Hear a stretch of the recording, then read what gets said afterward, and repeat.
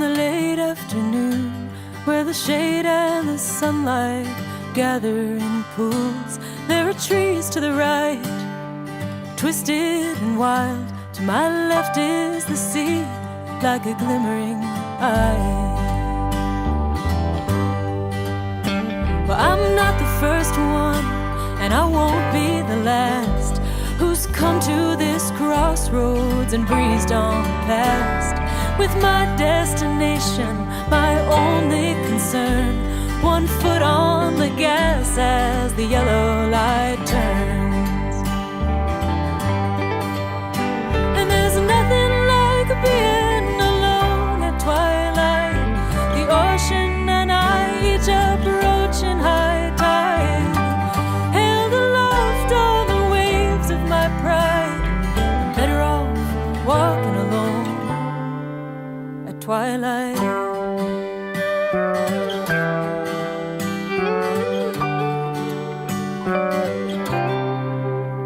My lover is steady, and he tells me be still and take a deep breath. He's hoping I will, but my mind keeps on racing till I'm far out of sight, at the end of the road, on the threshold of night. And there's nothing like being alone at twilight, the ocean and I each approaching high tide, held aloft on the waves of my pride. I'm better off walking alone at twilight. Well, the sun's gone down and the twilight is past, and that magic hour, it never lasts. It's a long strand of pearls, one that I'll never own, and the answers I seek are the smallest of stones. So I work till I'm tired, then I lay down to rest, and that takes just a bit of this weight off my chest. But the years stretch before me, I admit that it's true. This restless pursuit is what I'm called to do. And there's nothing like being alone at twilight, the ocean and I each approaching high tide, held aloft on the waves of my pride. I'm better off walking alone. Yeah, I hate to leave being alone Hey at everybody. twilight. Good evening.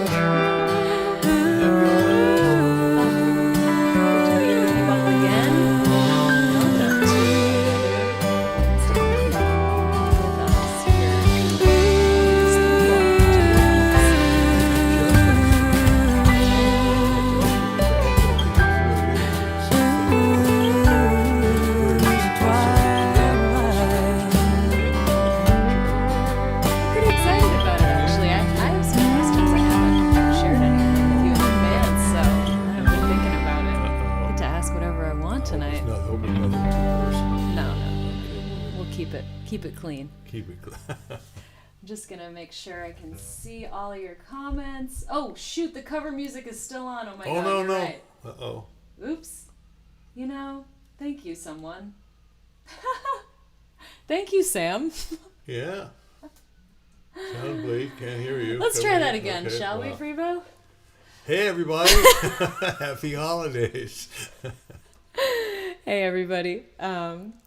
So glad I figured out how to do that. Yeah. I'm getting too fancy for my own good. As we were saying, tonight we get to just interview each other on this episode of Inside Live, which is crazy to say it's the 16th episode. One. Yeah. I had to count today. We started the first week of September. Wow. So We have no idea what we're going to ask each other. And, we've got our chat right here.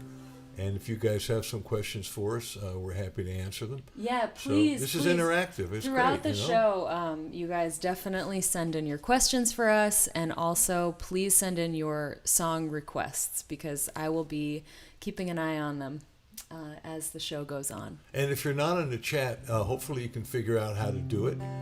It's really nice to have you on there. It's not just that we can see you, or we can see you, we can hear what you're saying, but also you can get to talk to each other, which is kind of cool. So it kind of creates a community. So if you don't know how to do it, well, I don't know how to help you out. I'm not Mr. Technical here. Alice is. They know how. They know how. Don't worry about it. Okay. Thank you, Janice. I'm glad you like my outfit. This is my Christmas shirt. I got this at a vintage store. It's very sparkly. All right. I'm going to play a song. Yeah, what are you going to play? I'm going to play Bring It On Home. Oh, one you didn't write.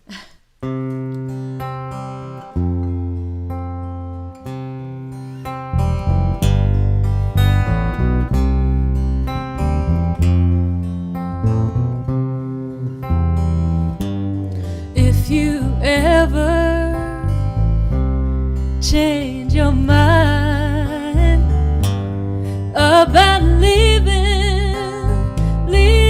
me behind, oh, bring it to me. Bring your sweet loving. Bring it on home to me. Yeah. I know I left when you left, but I only hurt myself. Oh, bring it to me. Bring your sweet loving. Bring it on home to me. Yeah, yeah. I'll bring you jewelry and money too. But that ain't all I'll bring to you. Oh, bring it to me. Bring your sweet loving. Bring it on home to me. Yeah. Take it away, Freebs.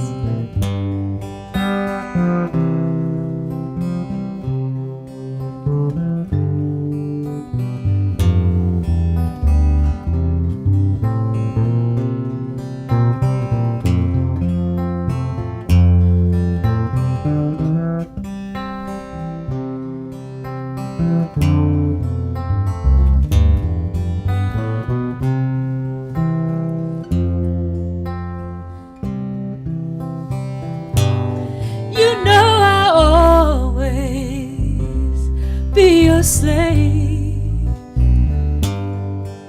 till I'm buried in my grave. Oh, bring it to me.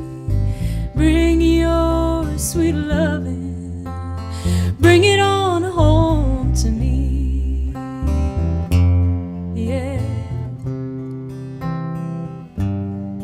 You know I tried to treat you right, but you stayed out late at night.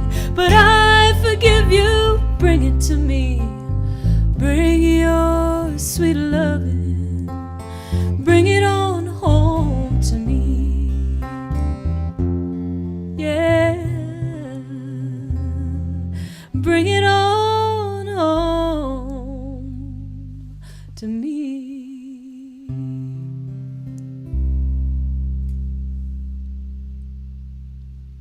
Beautiful. Thanks. Wow. Thanks, everybody. Nice to see you coming on here. Hey, Toby. Thank you, Wallace. Hey, James.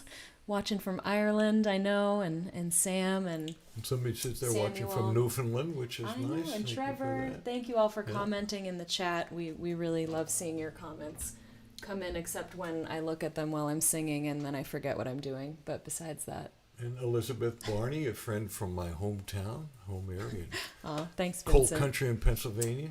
So, Well, hey, may I ask you a question, Freebo? yeah, I was going to ask you one, but I'll save it. Since yeah, you ask me. mentioned coal country, Oh, go ahead. I would like to ask you where you grew up and kind of how you first became aware that you had a musical inclination. What about your kind of family upbringing? How did that influence your musicality? And yeah, tell me a little bit about where you come from. Oh, well, that's a great question. I know you know some of the answers, I mean, yeah. but for our television I could probably audience, ghostwrite your book at this point, but you I'm probably going to could. pretend I don't know for the purposes of this show. and you'd probably write it a lot better than I. But well, yeah, I grew up in a little coal town, eastern Pennsylvania, Mahanoy City, Pennsylvania. Mahanoy City. Mahanoy Where's City. that? Well, it might still be on the map. When I was born, there were 15,000 people. And when I graduated high school, there were 10,000. Now there are maybe 5,000. Wow. Obviously, hard coal country and a depressed area. A lot of wonderful, honest people. And I love that area. I'm really glad I grew up there. And my musical background was my family played a lot of classical music. And I'm really grateful for that. And they really enjoyed shows. They would go to shows in New York. Musicals like a lot of the Oscar Hammerstein, Rodgers and Hammerstein stuff, and I was privileged. They took me at one point to see the original cast of West Side Story. Oh in my New York. gosh! Leonard Bernstein's incredible Wow. music, and so I'm somewhere between classical music, show tunes, the early stuff with Frank Sinatra. There were marches around the hometown, so there were John Philip Sousa marches. And I always wanted to march in the parade, and finally got to do that in high school. I took up the tuba and played in a high school band. So those John Philip Sousa marches are part of me. And my parents also turned me on to Louis Armstrong, which was a little bit of New Orleans and jazz. And in high school, Over the Mountains filtered some of the early rock and roll, like Fats Domino and the Coasters, which is also New Orleans, and Little Richard and Chuck Berry, and of course then Classic stuff. Classic stuff, and then I was Good on your parents for really making sure that. I know you've told me a lot about your mom, and some of her efforts to like make you a cultured young person. She did, and I feel like my parents did something similar where Yeah. I'm just so grateful to them for introducing me to their music, not just to quote unquote like kids music, but I think you don't give kids enough credit when you just give them, I think kids can take in a lot, and that's so important that you had that influence growing up from your mom. I did, and it really is important, and I know a bit about your influences and your parents, because for the folks out there in terms of how Alice and I met her at a Folk Alliance conference, and so basically she presented herself to me as a folkie. That's we're all That's my roots for sure. Well, we're all perceived in how we present ourselves, right? So it was a folk conference. I'm thinking it was a folkie, and as we started working together, I heard her just kind of singing around, and she'd sing some blues stuff, and I said, "What's that?" It's just some Muddy Waters stuff. And I went, "What? You little folky, you singing Muddy Waters?" And she told me how her parents had played Muddy and Taj Mahal and then the early folk stuff. So what are some of your early musical influences? I thought you were just going to start listing them. Well, that's a good start there. My mom loved the blues. I give my mom a lot of credit. She wasn't the singer in the family. Like my father had the singing voice, but she loves music, and she was always playing a really eclectic mix of vinyl. I mean, I grew up on vinyl. My parents had a huge collection, and I know that was kind of unusual for my generation, but like we had my grandmother's records and my parents' records. So it was sort of a just such a range, everything from some classical, but my mom loved like Sonny Terry and Brownie McGee and Mississippi John Hurt and Taj and Muddy Waters, and that stuff was just, and she loved Josh White. So kind of that, and then she also loved Joan Baez, and my dad loved Joni Mitchell and Jackson Browne and some of the more like Southern California singer-songwriters. So I feel like I got a mixture of like that folk and blues. So that was huge for me. Well, and also the stuff that that Joan did, because I know a lot of your influence of the early ballads. Just Celtic, because you have some Celtic in your vocal repertoire. Yeah. And where did that come from? I think of a singer named Jean Redpath, who is a Scottish singer that my mom really loved. I don't know if any of the listeners have heard of her. I don't think it's a really, I don't think she was hugely famous, but she just has like this classic Scottish brogue that she sings in. And I always just had like such a good memory for lyrics and words of songs. Do. Yeah, like my mom tells me I would just recite like full poems, to her. Wow. Like I couldn't read, but I would like remember them and recite them. So these comments are amazing right now.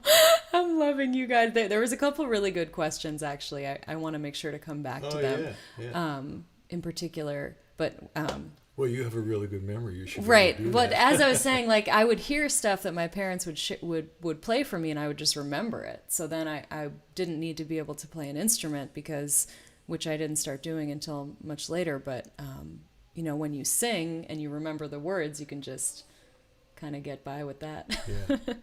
Well, no, I was gonna say it's interesting how all these early influences that we grew up with.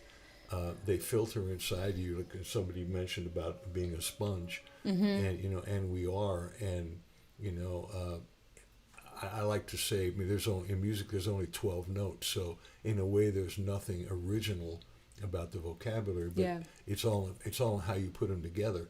So when you put together the notes, the phrases, the lyrics, you do come up with original stuff.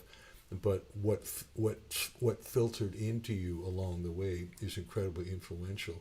Yeah. And especially growing up in America, where this is a melting pot on so many different levels. The stuff that we do now, when I look back at all the influence I had, there's a little bit of Stravinsky, Beethoven, Louis Armstrong, Jimi Hendrix, Joni Mitchell, Bob Dylan, Little Richard. It just goes on and on. Yeah. And it's fascinating how it all comes together. Yeah, it really is. What are some of the questions? I just, maybe we'll come back to one. You should play a song. Music? Yeah. You want to play some bass on something? Oh, God, I hope I know it. Let's play something that you do know it on. Do you remember Personal GPS? I do. Guys, I got to practice, okay? I'm telling you. A little blues for you. I wait... I wait until the show to pick up the bass. It's not a good way to go. I wish I had some kind of a foot pedal for my camera switcher, but I just want to prove to you guys that I can in fact switch cameras, but I can't do it while I'm also playing the bass. But maybe someday I'll rig up some kind of contraption. I'll leave it on us for now. Yeah. Oh, and by the way, and Toby said photogenic mind, which you actually do, because I know that your memory is pretty much about what you see. You mean? Do you mean Vincent saying? Do you mean Vincent photographic? Said that, yeah. No, he said photogenic actually. That's interesting. Yeah.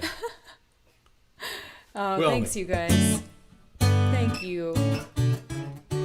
Oh my God. Samuel said turn up the bass so we can tell when you miss a note. No, I will not. There should be plenty of bass, but let us know what it is. Oh my God. Australia. Wow. Oh my gosh.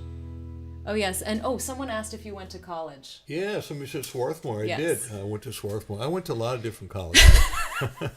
Oh yeah? Did you graduate from any of them? I did. I actually graduated from music school, believe it or not. Really? Yeah, that's why I'm doing what I'm doing. Do you need a degree to become a musician? You need a degree to do this. Absolutely. Yeah, we couldn't be doing this. We wouldn't be allowed on the airwaves. They got to give you a certification.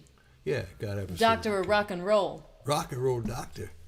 PhD in swing. Bebop. Oh, sorry.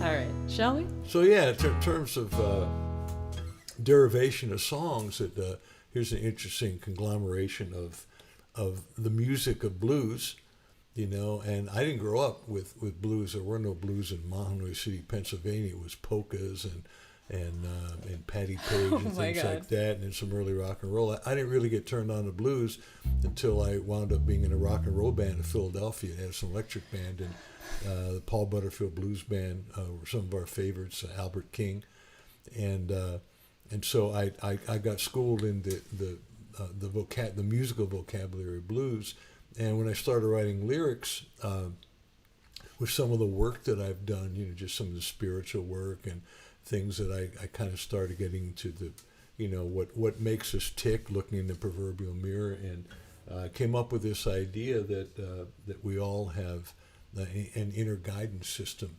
and it's my personal GPS. And it's a song that I wrote with my good friend Karen Taylor Good. So it's a little combination of new age and blues. Goes like this.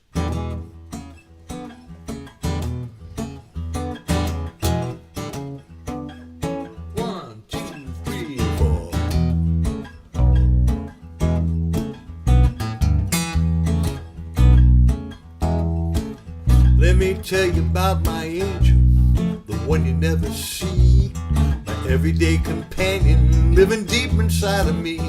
She guides me through the trenches, she gets me out of every mess. She my Bible, she my buddy, she my personal GPS. Well, she leads me on the journey, she leads me to the goal. She's always on the money, never leaves me in the cold. And every time I listen, I wind up being truly blessed. She's my Bible, she my buddy, she my personal GPS. I'm at the fork in the road, I gotta make a choice.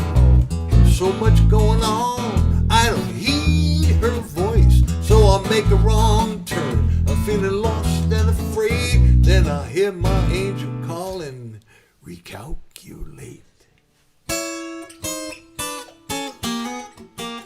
Well, I gotta pay attention, it's powerful stuff. I gotta turn it on, and I gotta turn it up. 'Cause every time I do it, I'm guaranteed success.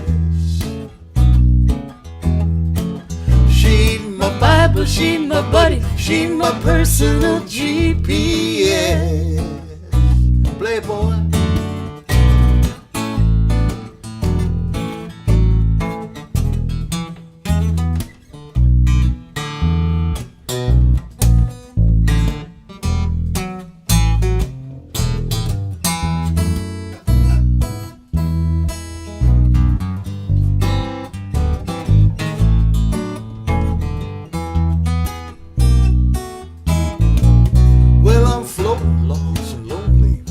Drifting in the dark, will I ever find a harbor? I don't see it on the chart.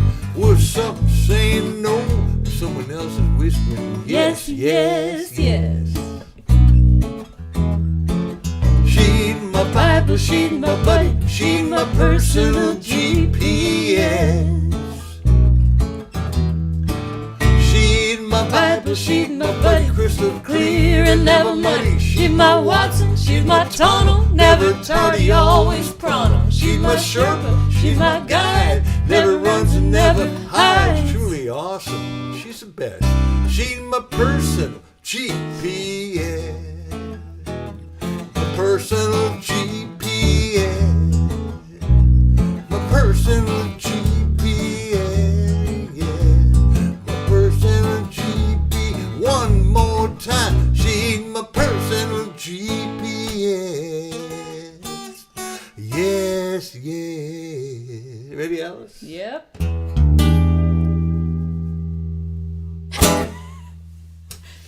Oh, there you go. That was close. That's close. That's like one note at a time. Freebo, for Christmas, can we spend a couple hours just improving my bass skills? Absolutely. On my bass or your bass? Maybe on mine. I bought a 4-string bass, you guys, and I'm excited to start learning on it. I admit that starting on the 5-string is a little strange because then the regular 4-string looks very confusing after that. So I wanted to come back to a question that I thought was a great way to. Oh, thank you, Samuel. I appreciate it. Okay.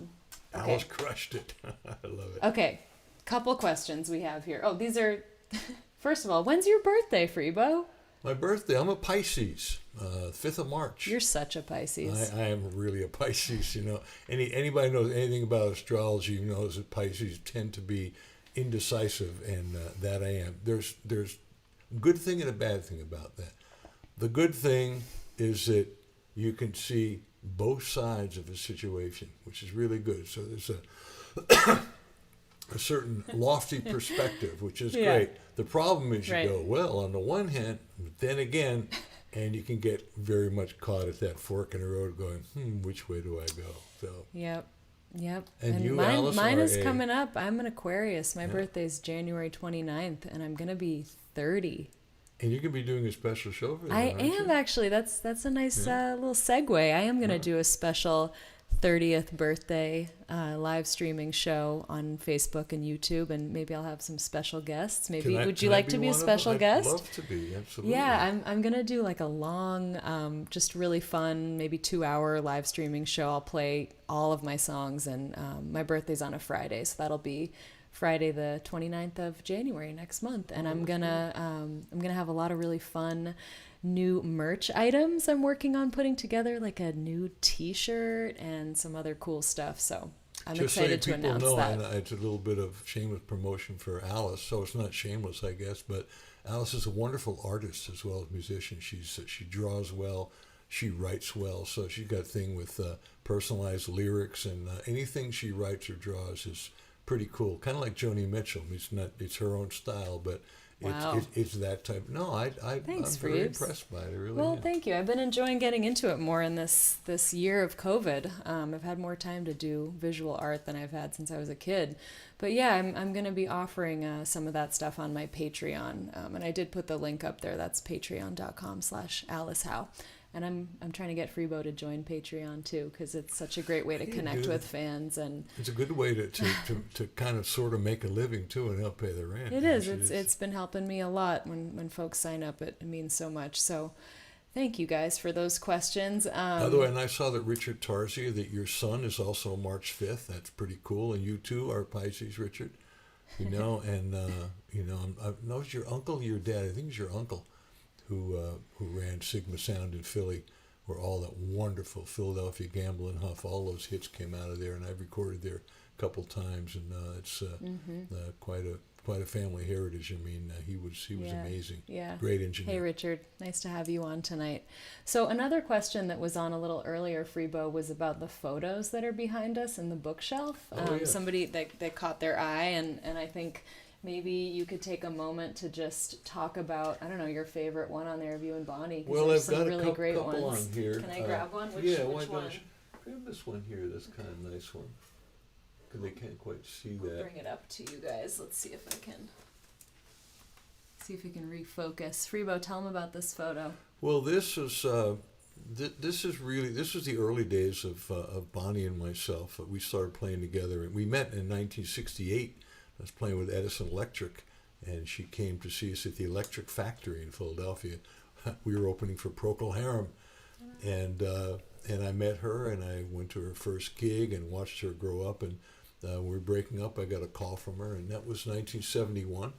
And I started playing with her. And this picture, basically, is of the two of us together. The first 3 years, 71, 72, and 73, we were a duo. And Bonnie would sit and play her guitar and her National, and I would play my fretless bass. And so that's that's right, she signed it. So that really harkens back to the vibe we had back then, and they were very special times. I mean, not that the times we put a band together weren't. That was a whole different thing, it was much more rock and roll, but that duo thing was a lot of fun. And what's really cool about it for me is it's very similar to what Alice and I are doing now. She also happens to have red hair, and she's playing guitar, and I'm playing bass, and we're singing harmonies. In fact, truth is, I enjoy singing harmonies much more now because I sang very reluctantly back then. But somebody said, "No way, you were a duo." Samuel said, no way. We were a duo. Yes, it way. wasn't called Bonnie and Freebo. It was called Bonnie Raitt, okay? So I was hired by her. But a lot of people thought it was Bonnie and Freebo. And there's some old videos on YouTube. Yeah, you can guys check should out. definitely check out the Old Gray Whistle Test. There's the whole show. I think it's like 45 minutes. It's so good. It's from like 73 or something of you guys, the band. Maybe it's a little later than that. But there's also a couple old videos of like Love Has No Pride and some great ones, some really, really beautiful old videos of them. You should check them out. By the way, James, Bonnie didn't play with George Jones. I'm not sure if you're thinking of Bonnie Bramlett. I mean, George Jones was kind of before her time. George Jones was very country. I mean, incredible. I mean, he just talk about iconic and inventing country licks. But what to say? I was going to ask Alice because it's a good question from Vincent, which says, when did you know you were going to do this full time for Alice? And what was the calling? And let's ask that guy. That's a good question. Yeah. Thanks for that question. I've known as long as I can remember anything that this is what I wanted to do, to be honest. So, I mean, I definitely struggled with like the doubt of like, how do you make that happen? And Doesn't like everybody and does and this. maybe it's, I mean, I had plenty of times where I was like, maybe it's just not possible. Like maybe I can't figure out how to do it, because I didn't come from a family of like, full-time performers or anything like that, or, full-time professional artists of any kind. So the model for me was that you would go to school and become a professional in some way and get a degree and get a job, which was what, I was seeing in my parents and my older brother. So for me, it was really, I definitely had to strike out on my own, and I had their support. I mean, I was really lucky that, my parents always encouraged artistic and creative pursuit when I was growing up. But I still definitely had to, I would say, like, make a stand for myself and be like, no, this is the life that I want to have. So hey, it's tough when we both come from middle to upper middle class families. I mean, our parents were professionals. My dad was a lawyer. Your father was an architect. Your mother was a pediatrician. Yeah. And when you come from that background, you're expected, I know I was expecting you to go to college and become a professional. And I feel really fortunate about that. I mean, I went to Smith College. I feel so lucky that I had that opportunity. It was like such a good place for me. But I mean, I didn't study music in school. I actually studied medieval European history. Mm-hmm. I mean, I literally majored in medieval European history. Like, that's not a joke. And I find history fascinating, and I just loved reading all the primary sources, and I had wonderful professors, and I made the best friends of my life in college. Like, I loved Smith. And they've been really supportive of me in the last few years, kind of helping to tell like the alum community about what I'm doing. But I couldn't graduate from Smith with a degree in songwriting, and there's no blueprint for how to do, what I'm trying to do. And I think that can be really scary at times. Well, I mean, Alice and I have talked about, I mean, to me, the blueprint of doing it, obviously you want to, you have to take up an instrument. Somebody said, if you hadn't played guitar, what would you take up? I started on piano, played tuba. But the bottom line is you either need to have an instrument, or for somebody else, just singers who don't play an instrument, you at least need to develop your instrument, it's your voice. But I think what happens is the best school is the school of hard knocks. I mean, you can do all you want. You can go to school. You can go to a Berkeley or But when it comes to, I mean, look how much, I mean, from the time I met you. Yeah, no, it's 4 years so ago, true. I mean, how much you've grown. Just being out there on the road and playing a bunch of shows has made me, and being in the studio with you and all the other professional musicians that I've been able to work with has just made me grow so much. I think there's no substitute for that. I think, not that there's anything wrong with getting like an MFA or something, but that was never going to be the path for me. But at some point. Yeah, like I always learned in I think the folk tradition, like I learned songs from watching other people how to play them, and learned to sing from singing along with recordings that I loved and stuff. I joke that Tracy Chapman taught me how to sing because I basically just like completely imitated every single vocal lick that she did when I was like 11 years old until I had them down. And then once I had them down, I could like tweak them a little bit.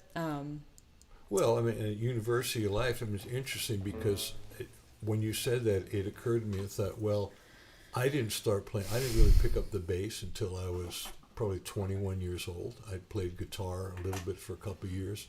But when I did, and I started playing with my thumb and with my fingers, but basically it's like, okay, what do you do? So somewhere between Ray Brown, in jazz, and some of those guys who walk it, and then some of the blues players in the Paul Butterfield Blues Band, and then hearing a guy like James Jamerson, all the Motown stuff, and hearing Ronnie Baker did all of the Gamble and Huff stuff out of Philly, Phil Lesh from the Grateful Dead, and each one you kind of, I know I did, I learned a couple licks from that person. I like that style, and you just add to your vocabulary, and eventually it becomes your style. And it's the same with singing. I mean, so yeah, you were imitating Tracy Chapman, but along comes Joan Baez, and then Joni Mitchell, and then Taj Mahal and Muddy Waters, and before you know, and then a little bit of the Celtic stuff, and before you know it, it's Alice Howe. I know, we're all hybrids. That's the way it works. Thank you all. There's so many really, really sweet comments. Thank you so much, Samuel and Vincent and Trevor and all of you for just, and Mark, thanks. Mark said, how come Alice only has 500 subscribers on her YouTube channel? I just want to say, if you would like to go over there and subscribe, I would love that, because I am definitely working toward 1,000. Toward 1,000 and beyond. So for those of you who are watching on YouTube and or Facebook, please do look me up. It's Alice Howe Music, and hit that subscribe button. And you can follow each of us on Facebook too. Freebo's at Freebo fan page on Facebook, and I'm at Alice Howe Music, and find us on Instagram too. It actually does really help independent artists like us when you just take a second to subscribe and follow. It seems crazy, but in this day and age, folks at record labels and, publicity and people that work in the business of music do look at those kinds of things to kind of see how legit you are. So it is what it is. If I hear that phrase one more time this year, I'm going to scream, but I just said it. Okay, I'm going to play a song. More music, yeah. Let's do line by line. Okay. In like the normal way. Speaking of which, I just want to throw this in there, Alice, that we were in a recording studio yesterday, recording this song, putting some demos together, and in terms of the life path, Alice actually said, it's really interesting working with professionals. We were myself, and there was a really good drummer, a guy named M.B. Gordy, and she said something about with you guys, it's just, there's no question about it, you just kind of, how'd you say it, but you do what you do. It was really cool what you said. I was referring to MB. We were making some demos this week, which was so fun. And for those of you who were asking, my next record is in the works. I'm going to be putting out singles next year, hopefully starting in the first half of next year. I'll be putting out a single every month or so. It's what I'm hoping to do. But the full record will probably be another year. We got a lot of work to do, and some exciting news on that front coming shortly. But MB, the drummer, I was just saying to Freebo, like, he never, you don't have to say like, wow, great job on each take, because when you're among people, I mean, you can, and it's great. And it's nice to get that confirmation. It's great to really confirm that people are talented, absolutely. Yeah. But I think when you're in an environment with people who are just pros, like, everyone's just like, well, of course you did your best, because that's what you do. Like Don Clune, of course you caught that pass. Well, and it's just really, really cool for me at this point to be among people who take me that way, and where I just can show up as myself and do my best work, and it's just assumed that that's what everyone's going to do. And I just love that. Freebo, it's 5:40 and we've played 2 songs. Oh, well, let's play some more music. And by the way, if you guys want to request some songs, please do. Yeah, we're taking requests. I wouldn't call it early, but it's not too late. laid in my hand, I gotta leave the best to fate. I could lie here crying, or try to understand. My chips are gone, I can't make no more demands. Well, it's hard to face it, I let it get so bad. I stuck a knife into the life I had, but I had to do it. Oh my God, I forgot the words. New verse again. It's a brand new verse. Well, it's hard to face it, I let it get so bad. I stuck a knife into the life I had, but I had to do it. I got it. I wouldn't give that power, oh, to no one else. But I'm guilty, I got nothing more to say. I'm not a bad girl, I'm just used to getting my way. I got a dreaming soul from another time, a willing heart and an open mind. If you should care to find, you can read me line by line.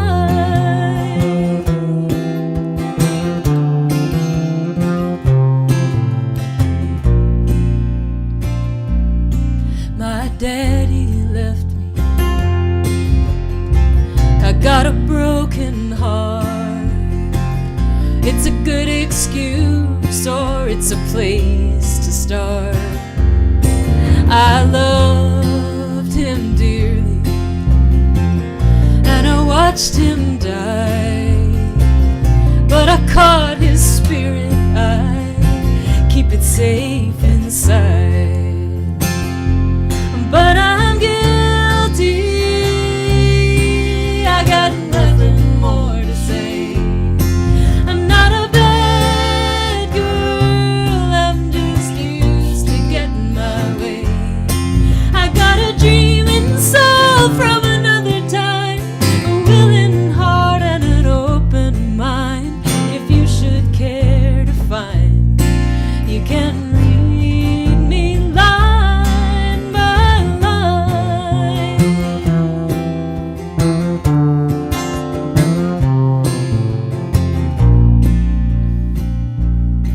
I know you tried, but it's not enough.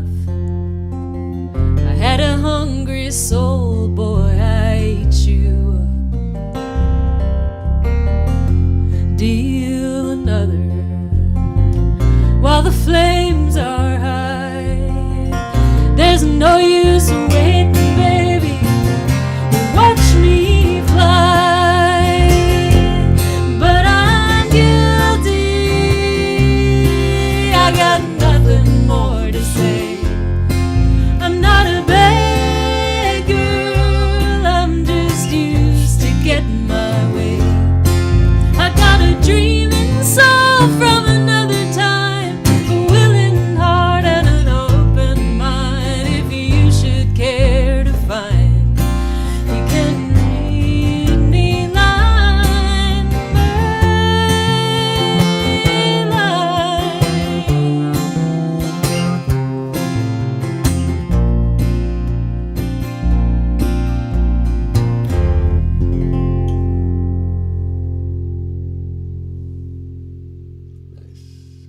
Thank you.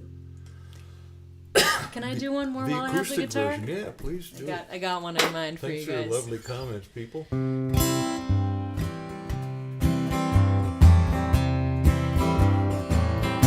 I'll have a blue Christmas without you.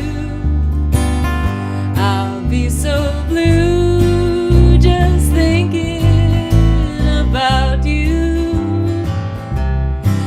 decorations of red on a green Christmas tree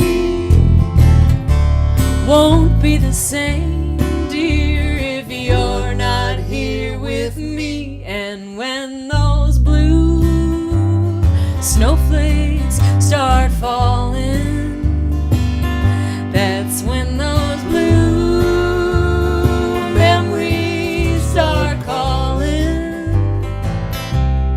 You'll be doing alright with your Christmas of white, but I have a blue, blue, blue Christmas.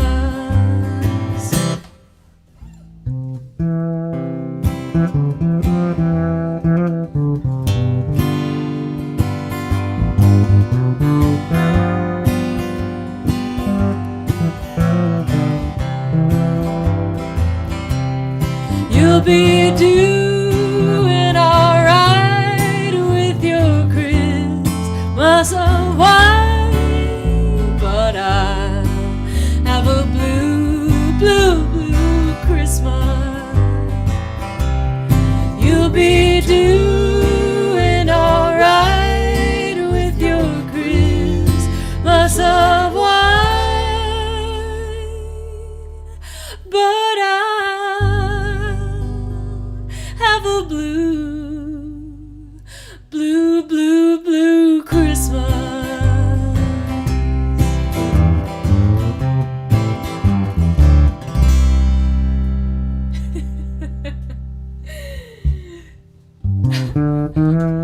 Rick said he can't hear Blue Christmas anymore without hearing Porky Pig. I should try to learn that version. I saw someone put down Elvis.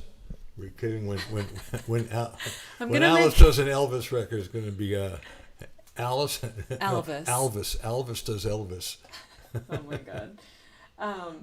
Hey, while you're getting your guitar, I think we should maybe do this week's giveaway.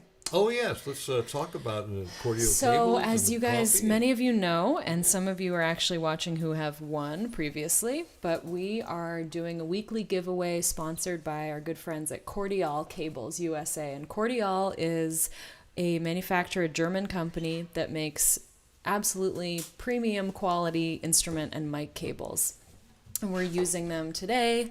We've been using them on our show. We've got, I think, like six cables right now running. They've sent us a bunch, and Mic cables, guitar cables. Definitely. Yeah, we just can't speak highly enough to just how clean the signal is, how clear. There's absolutely no resistance or background noise, and it's just really, really nice to work with such quality equipment. So tonight we are giving away a t-shirt and a cable from Cordial. In order to enter to win, you want to just, all you have to do is comment in the chat, and just wherever you're watching, we're seeing all the comments come in from YouTube and Facebook, and just say, hey, I'd like to enter to win a cable, and we will randomly select somebody before the end of the show, and we'll announce you on the show. So just put your comment in the chat saying I'd like to win a Cordial cable or something to that effect, and keep watching because we will announce the winner before the end of the show. And lifetime guarantees on these cables, yes. by the way. It's the only one you'll ever need, unless you need two. Oh my gosh. Get Yes. Okay. Yes. Sorry, I was distracted by a comment that we have a viewer who is about to turn 85, and he's Wow. really enjoying the show. Oh, Happy great. almost birthday, And where's he fellow from? January baby. Where are you watching from? His name on here is Mr. Poodle Guy. I'm guessing your name is not actually Mr. Poodle Guy. Mr. Poodle Guy? But maybe you have a poodle. Great. I'm seeing some comments come in. Oh, and by the way, I should mention you do have to be you have to have a United States shipping address for the cable. Our friend James had to learn the hard way when he won. We cannot ship internationally at this point, so thank you so much to our international viewers. You do have to be in the U.S. to enter to win. Great. So let's see. What are you tuning? Ross, you'd love to win a cable, huh? Well, okay. You are now entered. Yes. So we have a comment from Matt. He's wondering what tuning you're in, Freebo. Maybe you could talk a little bit about the partial I will talk capo. a little bit about the partial capo. This is a very cool thing, and I got turned on to it by a fellow named Randall Williams, who worked for Kaiser, and I've since turned Alice onto it, and she's done wonders with it. Here's what it does. This, first of all, somebody asked what kind of guitar this is. It's a 1964 Martin D28, and kind of hard to see the Martin logo, and it's pretty much worn off, but I've had this since 1972, and I love it. Sound better than ever. The finish is wearing off. That's kind of a good thing. I mean, some people say, well, it's losing value. I don't care about that. It's gaining resonance. I think It's gaining vibes. And vibe. I got Tommy Emmanuel to sign it. I saw him play one time, and I was blown away and had him sign my guitar.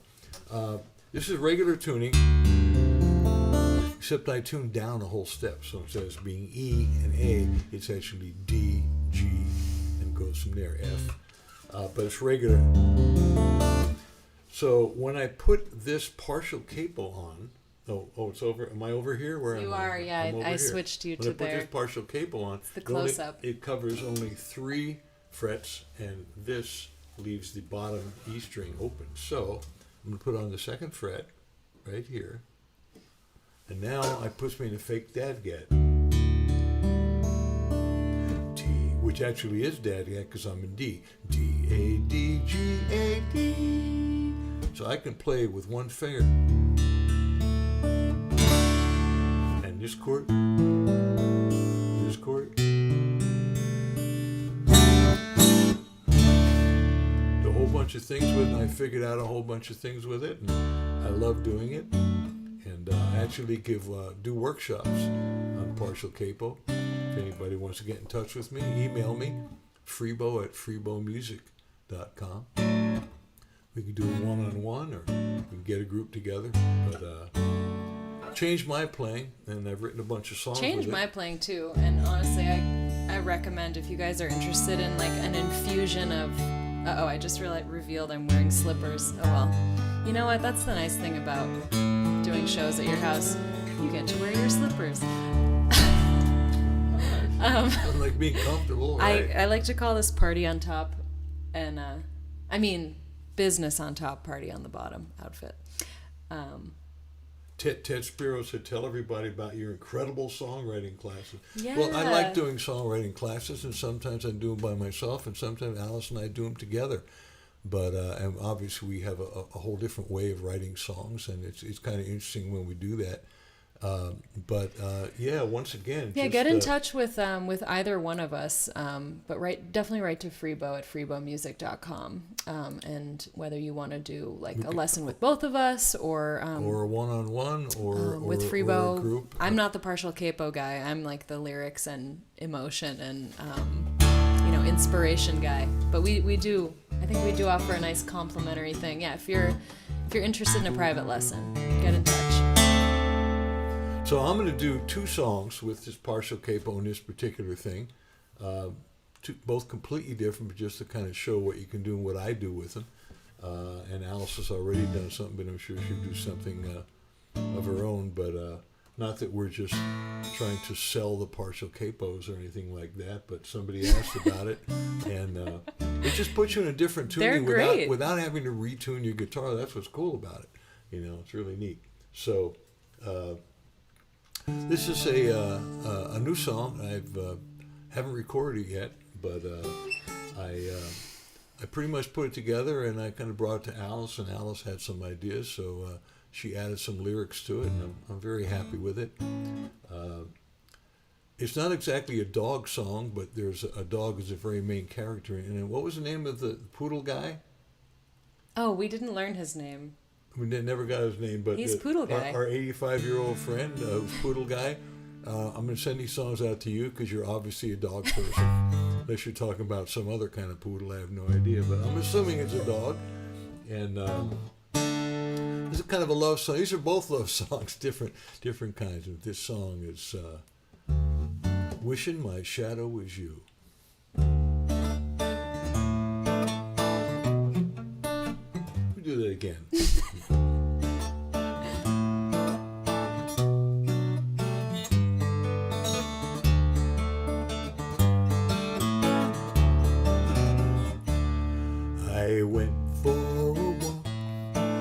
a full moon night, wishing my shadow was you.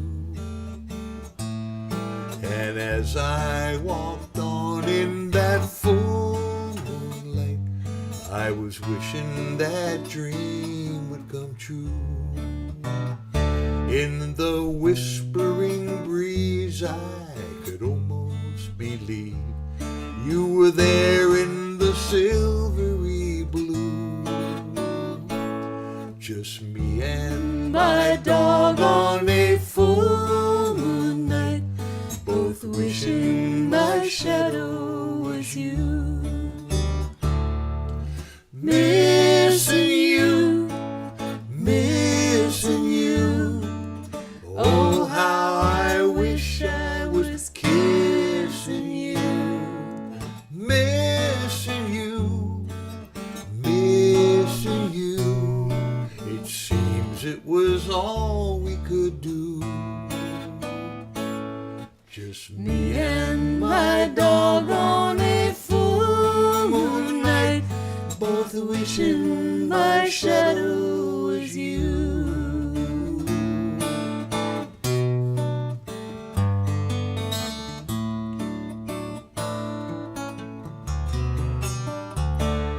Now the season has changed, but the light is the same as the night that we walked here with you.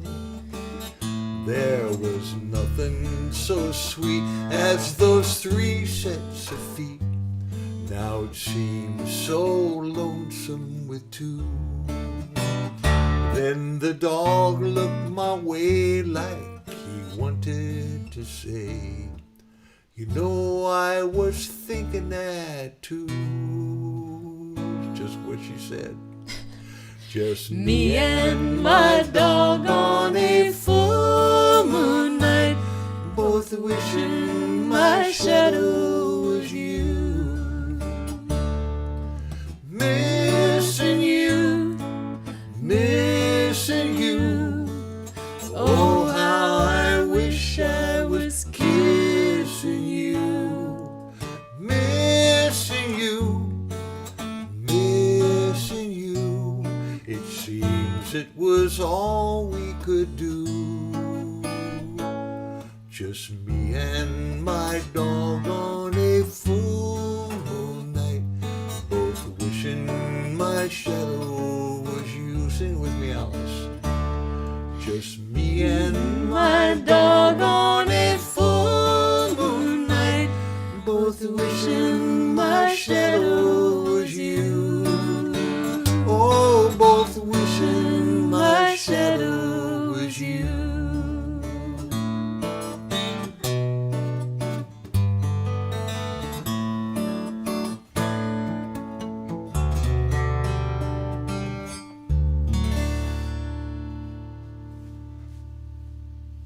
So there you go. Beautiful. Thank you. We never did it that way where all of a sudden you were singing melody and I went and sang harmony. I was going to say, nice work just jumping into that harmony part. Yeah, so we both love singing harmonies, and thank you, Lisa, for that.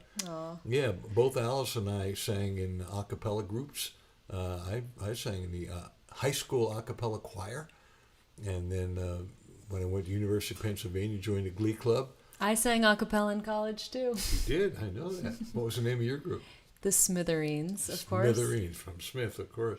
Hey, I just want to thank several of you for Maddie K and Spanky.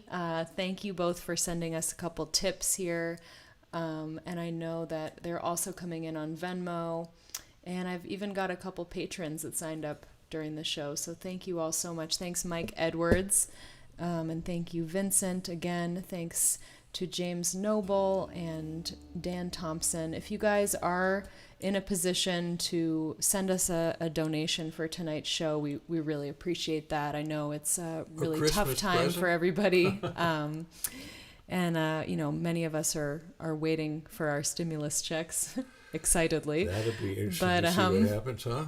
Yeah. So, but that being said, if you are in a position to to tip us, pretend that you bought a ticket for tonight's show. We'd really appreciate that. $5, $10 would be great. And Appreciate I'll it. put the info up again here, but it is paypal.me/AliceHoweMusic or Venmo at Alice Howe Music, and I promise to share them with Freebo.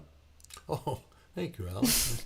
I appreciate You're that. welcome. Thank you. And if anything comes into me, although my Venmo's not up there, I'll share it with you as well. How's that? Yeah, sorry, I have this kind of cycling through here. I've put up our links to find us online, but then like one of those slides you will see it's the tip slide. The tip slide. There it is. PayPal.me/AliceHoweMusic or Venmo at Alice Howe Music. Would you play another song? So yeah, let me do another song, and this is another dog song. This is a whole different kind of a feel with the guitar, with this partial capo in exactly the same play. I see how I was doing that.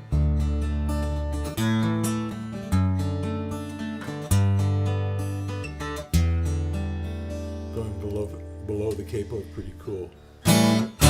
This one I have Alice playing bass on. Uh-oh.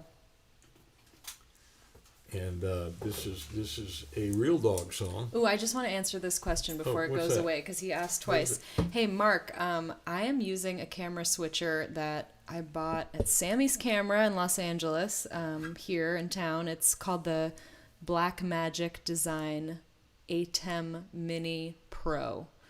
And it was, an investment, but I think it was a worthy one. It's working well for me. It has a lot more buttons than I actually know how to use, but for what I am doing with it, it's nice. I can connect up to 4 cameras. So thank you for that question. I've had to really spend some time learning how to use it, but it's cool. And I love that. Thanks to Norm, how he found us. We are broadcasting, as obviously some of you know, on Norman's Rare Guitars YouTube channel. They've got a wonderful following.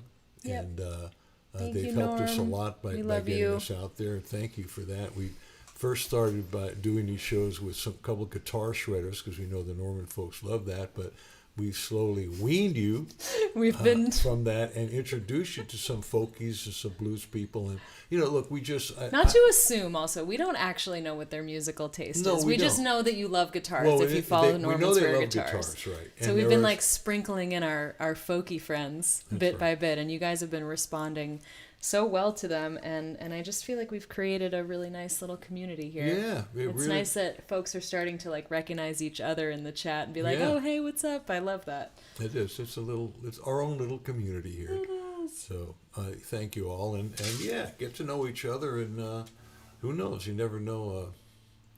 Maybe 2 people will meet on here and wind up getting married. Wouldn't that be something? Let's not get crazy. Okay, musical relationship. Anyway, this is so. Instead of doing what I did now, I'm doing a simple rocking thing.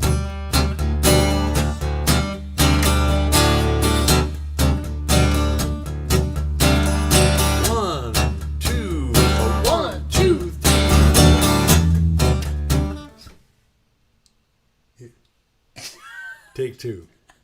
A little faster. I'll go a little faster. I'm so ashamed. That was funny. Could you hear that, folks? So hopefully the bass is loud enough that we could. But Oh, God. 1, 2, 1, 2, 3. There we go.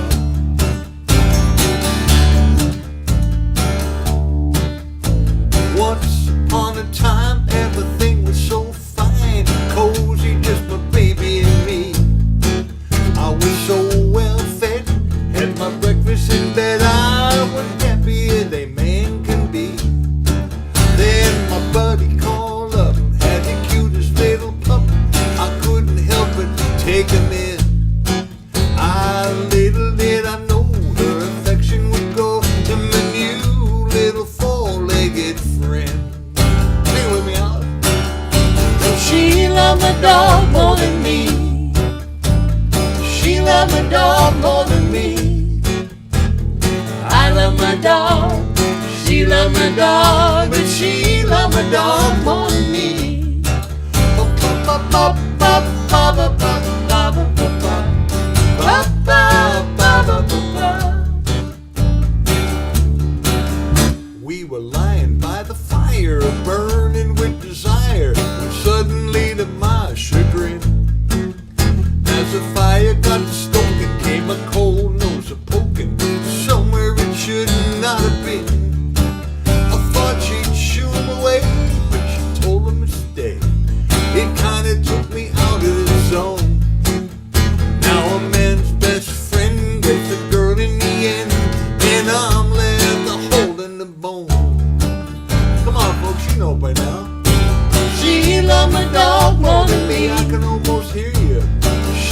my dog more than me. I love my dog. She loves my dog, but she loves my dog more than me.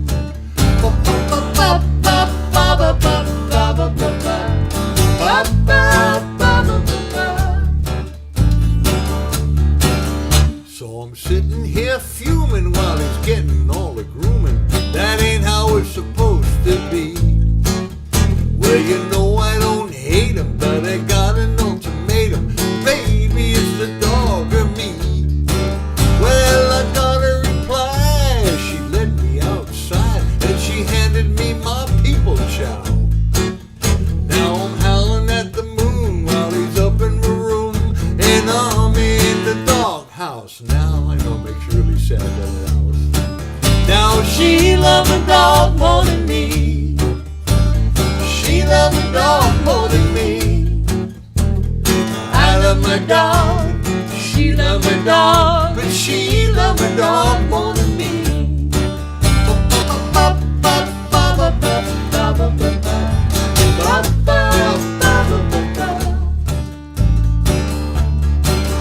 There's a moral to the story. When you fall from the glory, you gotta do it gracefully.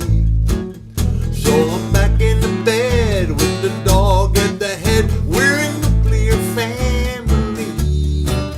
And I accept my fate. You know there's little debate, because there ain't no democracy.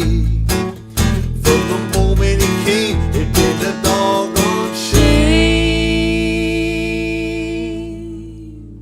that she loved my dog more than me. Sing along. She loved my dog more than me. Nice leading, Alice. She loved my dog more than me.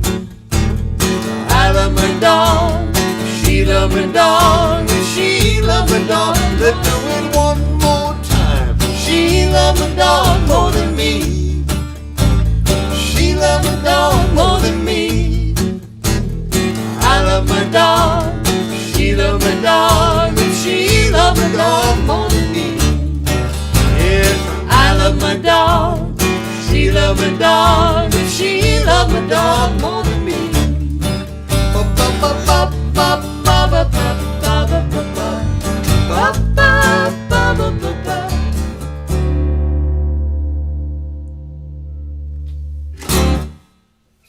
Nice. Hey Freebo, do you want to sing our short other Christmas song? Oh, sure. What key do we do that in? Oof, I don't know.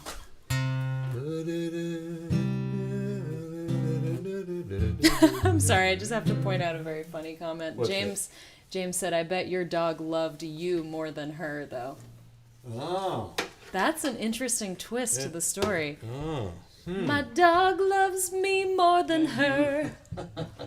More than you. The dog loves me more than you. I know you love my dog and I love my dog, but my dog loves me more than you. How about... Or our dog.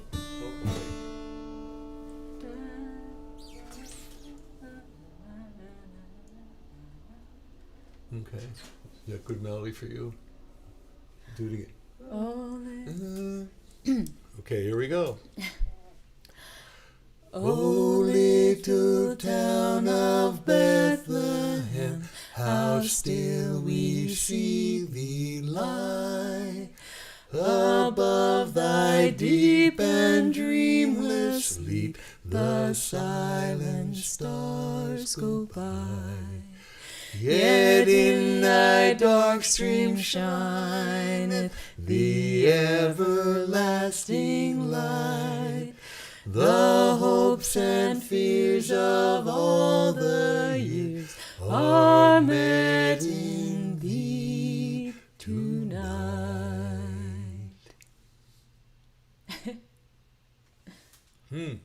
Thank you all. Hey, did anybody happen to see, speaking of Christmas stars, anybody see the Great Conjunction the other night with Saturn and Jupiter and being so close How cool together, is and that? the fact that That's probably what happened with the Star of Bethlehem. Was the two planets that were really close together. And people no disparagement to those of you who were very much into the Christmas story. Same thing. Doesn't matter. But an interesting scientific they didn't know the interpretation. difference between stars and planets back then. It was a heavenly body shining, and it had a symbolic meaning, and I'm good with that. And as a medieval history major, I happen to love the fact that the last time they were this close together was, I believe, in 1226. And if there's anything I love, it's the 13th century. So, yeah, why is that? Why do you love the 13th century so much? Because where do I even begin? They're known as the Dark Ages, but you have told me many times, Freebo, they weren't all dark. There was some light in the so-called Dark Ages. Tell me a little bit. Tell it a little bit about that, because that's kind of interesting. I mean, I'm just fascinated by history in general, because I feel like you can get this sense that humans haven't really changed all that much. Like, our circumstances change and the technologies that we have and sort of our attitudes as a society change, but like at our core we are you even listening to me? I am listening to you. Yeah. I'm having a moment here. No, I'm totally listening. Look at me while I talk about medieval history. Because it's somebody says Spanky's saying you'd love to hear some stuff about the 13th century and 700 years. Sorry, go ahead. I think it's so interesting that people generally, like, our hearts kind of don't change. I have I have like a feeling about that's just very powerful, I think. Yeah. And when you read really old literature, or even like love poetry, or it's like we want the same things. It's like we just want to be seen and we want to have purpose, and that doesn't change. Yeah. And so you feel this like kinship with people from such a long time ago, and that really just kind of blows me away. But what's interesting about the Middle Ages to me is that it's like kind of the underdog. It's like not the classical period, which is like everybody thinks of like, oh, Greece and Rome is like so amazing, and then they think the Renaissance is so amazing, but they forget about that in between, and it's kind of all lumped together, and it's like there was a lot of really horrible stuff that happened. Some pretty nasty stuff happening back then. And it wasn't a great time to be a woman or a Jew or, a lot of things, but, or to be poor or, but I think... Never a good time to be poor. Right. But despite that, like the Renaissance never would have happened without like all the stuff that led up to it. No, that's true. Well, an interesting thing about history and what you're talking about in human nature is that I love that phrase that, if you don't learn from history, you're doomed to repeat it, because, the human tendencies are the same. The ego is the same. Mm-hmm. The emotions are the same. We only have X number of emotions. And so they don't change from century to century. And human behavior basically doesn't change, There are the leaders, the followers, the good guys, the bad guys, so to speak. Yeah. And yes, Samuel, I have been here before on this planet. I'm not sure in what century, but thank you for noticing, because I think I have. So, Rick Converse, you're not a big fan of the 1300s, huh? I love that. But hey, like Alice said, if that stuff hadn't happened, 1500 would not have happened either. So, oh my God. All right, I gotta stop. It's gonna get crazy. Lillian wants you to write a book on medieval history, Alice. It would have so many inaccuracies. It would be like as I remember it from like 5 years ago. 10 years I have ago. a challenge for you. God, she'll probably please. never get it. But when you were talking about all this stuff and your medieval history and the history of your history of music and Joan Baez's ballads, it would be interesting for you to do an album. I know. Oh my God! Stop.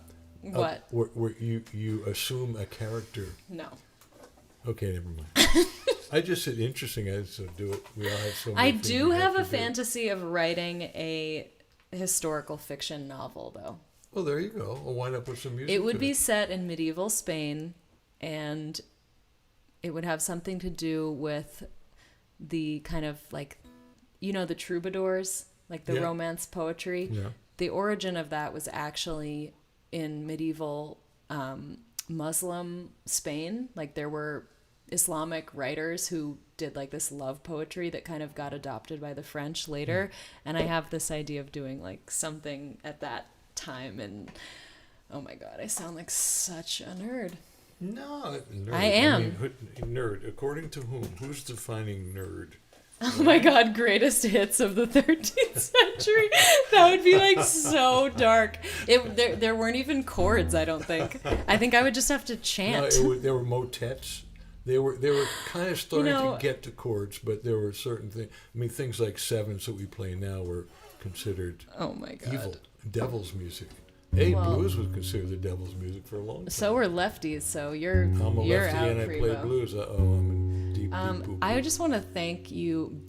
Big thank you to Maddie K, who's watching on YouTube. Thank you so much for that generous tip, Maddie. We so appreciate it. Thank you for watching. I know you've been watching a number of times, and thank you all for being here with us and listening to us go on and on about God knows what. I'm having a great time. I am too. I hope you guys are enjoying it. You know, we usually go 90 minutes for this. If you want us to go a little longer, we're happy to do it. It's not like it's costing us in band time. But yeah, hey, just keep it coming, and we'll keep it coming. What do you got coming, Alice? And I'm gonna play a request for Samuel, who asked for Nothing But You, which is really one of my favorite songs to play. So happy to do that one for you. And yeah. It's like a Saturday Night Live skit without the punchline. My God, it actually is though. This has no That's punchline. Hey Jeff, 4 hours. Well, I don't know about that, but thank you. Hey, if the tips keep coming. Hey, keep the tips coming. We'll keep the music coming. You know, I mean. Oh, you never told him about the coffee, did you? Well, no, I haven't. But I can only do one giveaway at a time. We have to complete the first one. Oh, okay. Stay tuned, folks. Yes. We got a coffee giveaway coming up. And in this show, I don't have like the 3-minute intervals of the other person playing a song. That's right. Where I can hide and like look at my computer for 3 minutes. Yeah, I was just reminding you, that's all. Thank you. I'd like to share this song, which is it's about my dad, and I talk about him a fair amount, I think, in my sets, because he was such an influence on me artistically and just as a person. And I love him, and he's been gone for 11 years now, and I think of him every day. So this is for him. It's called Nothing But You.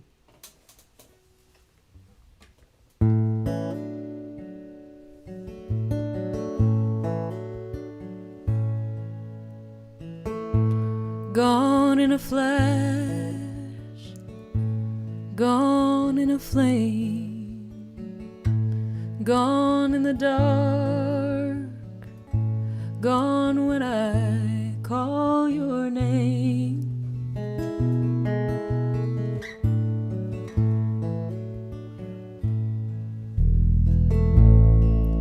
Under a wave, under the ground, under my skin, and still you hardly make a sound.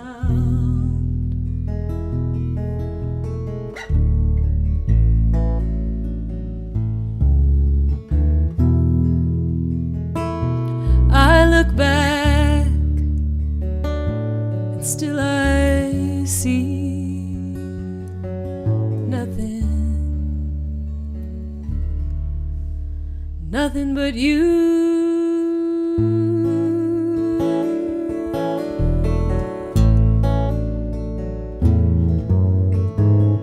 A cabin floor, a piece of gold.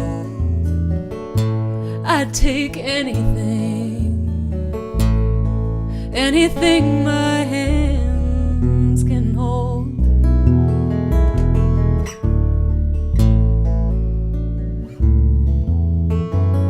A dream that lingers in the light and leaves you stumbling back toward that gentle night.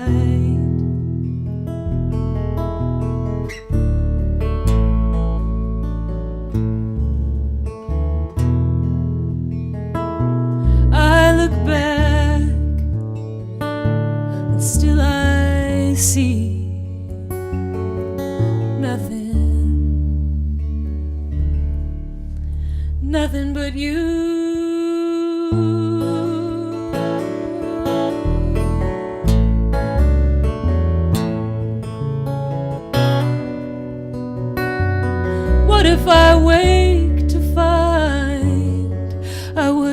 mistaken this whole time.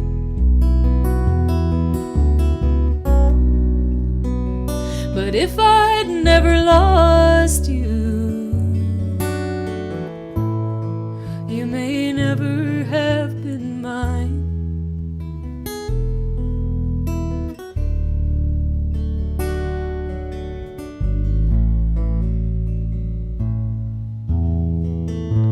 Gone in the winter, gone in the spring. The leaves were falling, then I swear I heard you sing.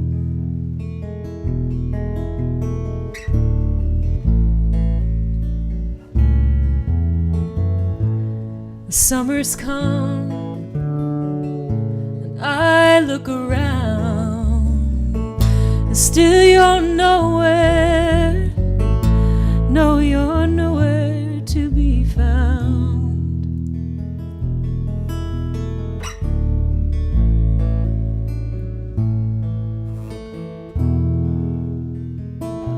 I look back, and still I see nothing.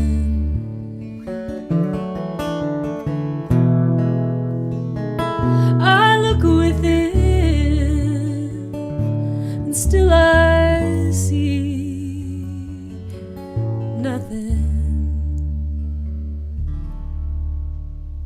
Nothing but you.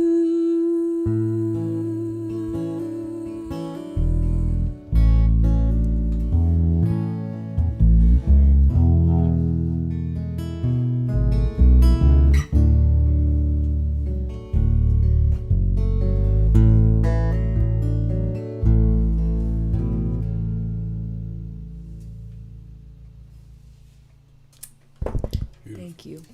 Thank you. Thank you.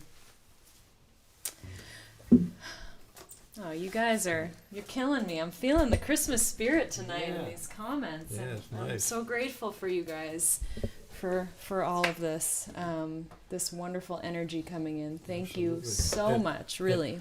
And Bruce, you asked for my. Thank you for. Some really thank you, nice Mark. words about your bass Appreciate playing. that. Thank you. And thanks. Yeah, I love playing fretless bass. I really do. I have a stand-up bass. I'm just kind of learning how to play it. It's a whole different animal. Just it's like so physical.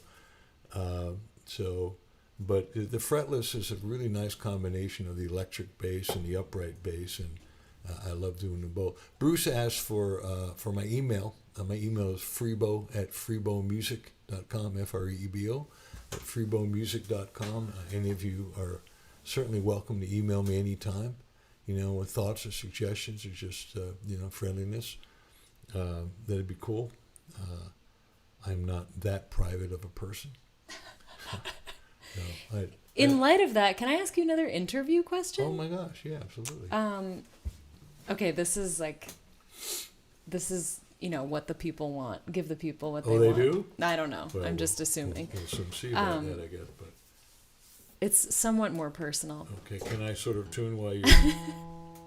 So I'll be listening. To I know that you came up in the '60s in a band called Edison Electric Band in Philly, and obviously the '60s were a very fascinating time in history, and I feel like you got to live through so much incredible music and cultural change and all of the above. Can you tell us just a funny story about the old days? I have a specific story I want you to tell. Okay, tell me what. And just what are you aiming at here? About the time you guys were on the TV show. Early in the morning. I know that's sort of No, it's it's a little not risque. colorful. It's a colorful tale. It was a colorful day. I just feel like it's morning. it's just so funny. You got to tell it. It's one of my favorites. Have any of you ever done acid? Let me. You don't have to tell me the whole experience, but I'm going to tell you part of my experience. I would not be the same had I not done LSD. Having grown up in the 50s in this little coal town in 1950s America, I was programmed, I think, as we all were, and basically my life finding me in the late 60s in Philadelphia in a rock and roll band in the counterculture, and having got turned on to drugs, to marijuana, which I grew up with. Oh my God, it's reefer madness is horrible stuff. But my bandmates finally convinced me to do it, and I did, and I went, oh my God, this is not so bad. It's finally legal, just about, thank God. Imagine how many people were, needlessly thrown in prison for smoking a joint. Awful stuff. But that led me to, take some acid, and they did it. Well, on the third trip, and I like to say that a lot of people say acid will turn you upside down. You've heard me say this before, some of you, but I kind of feel like I was upside down. The acid turned me right side up.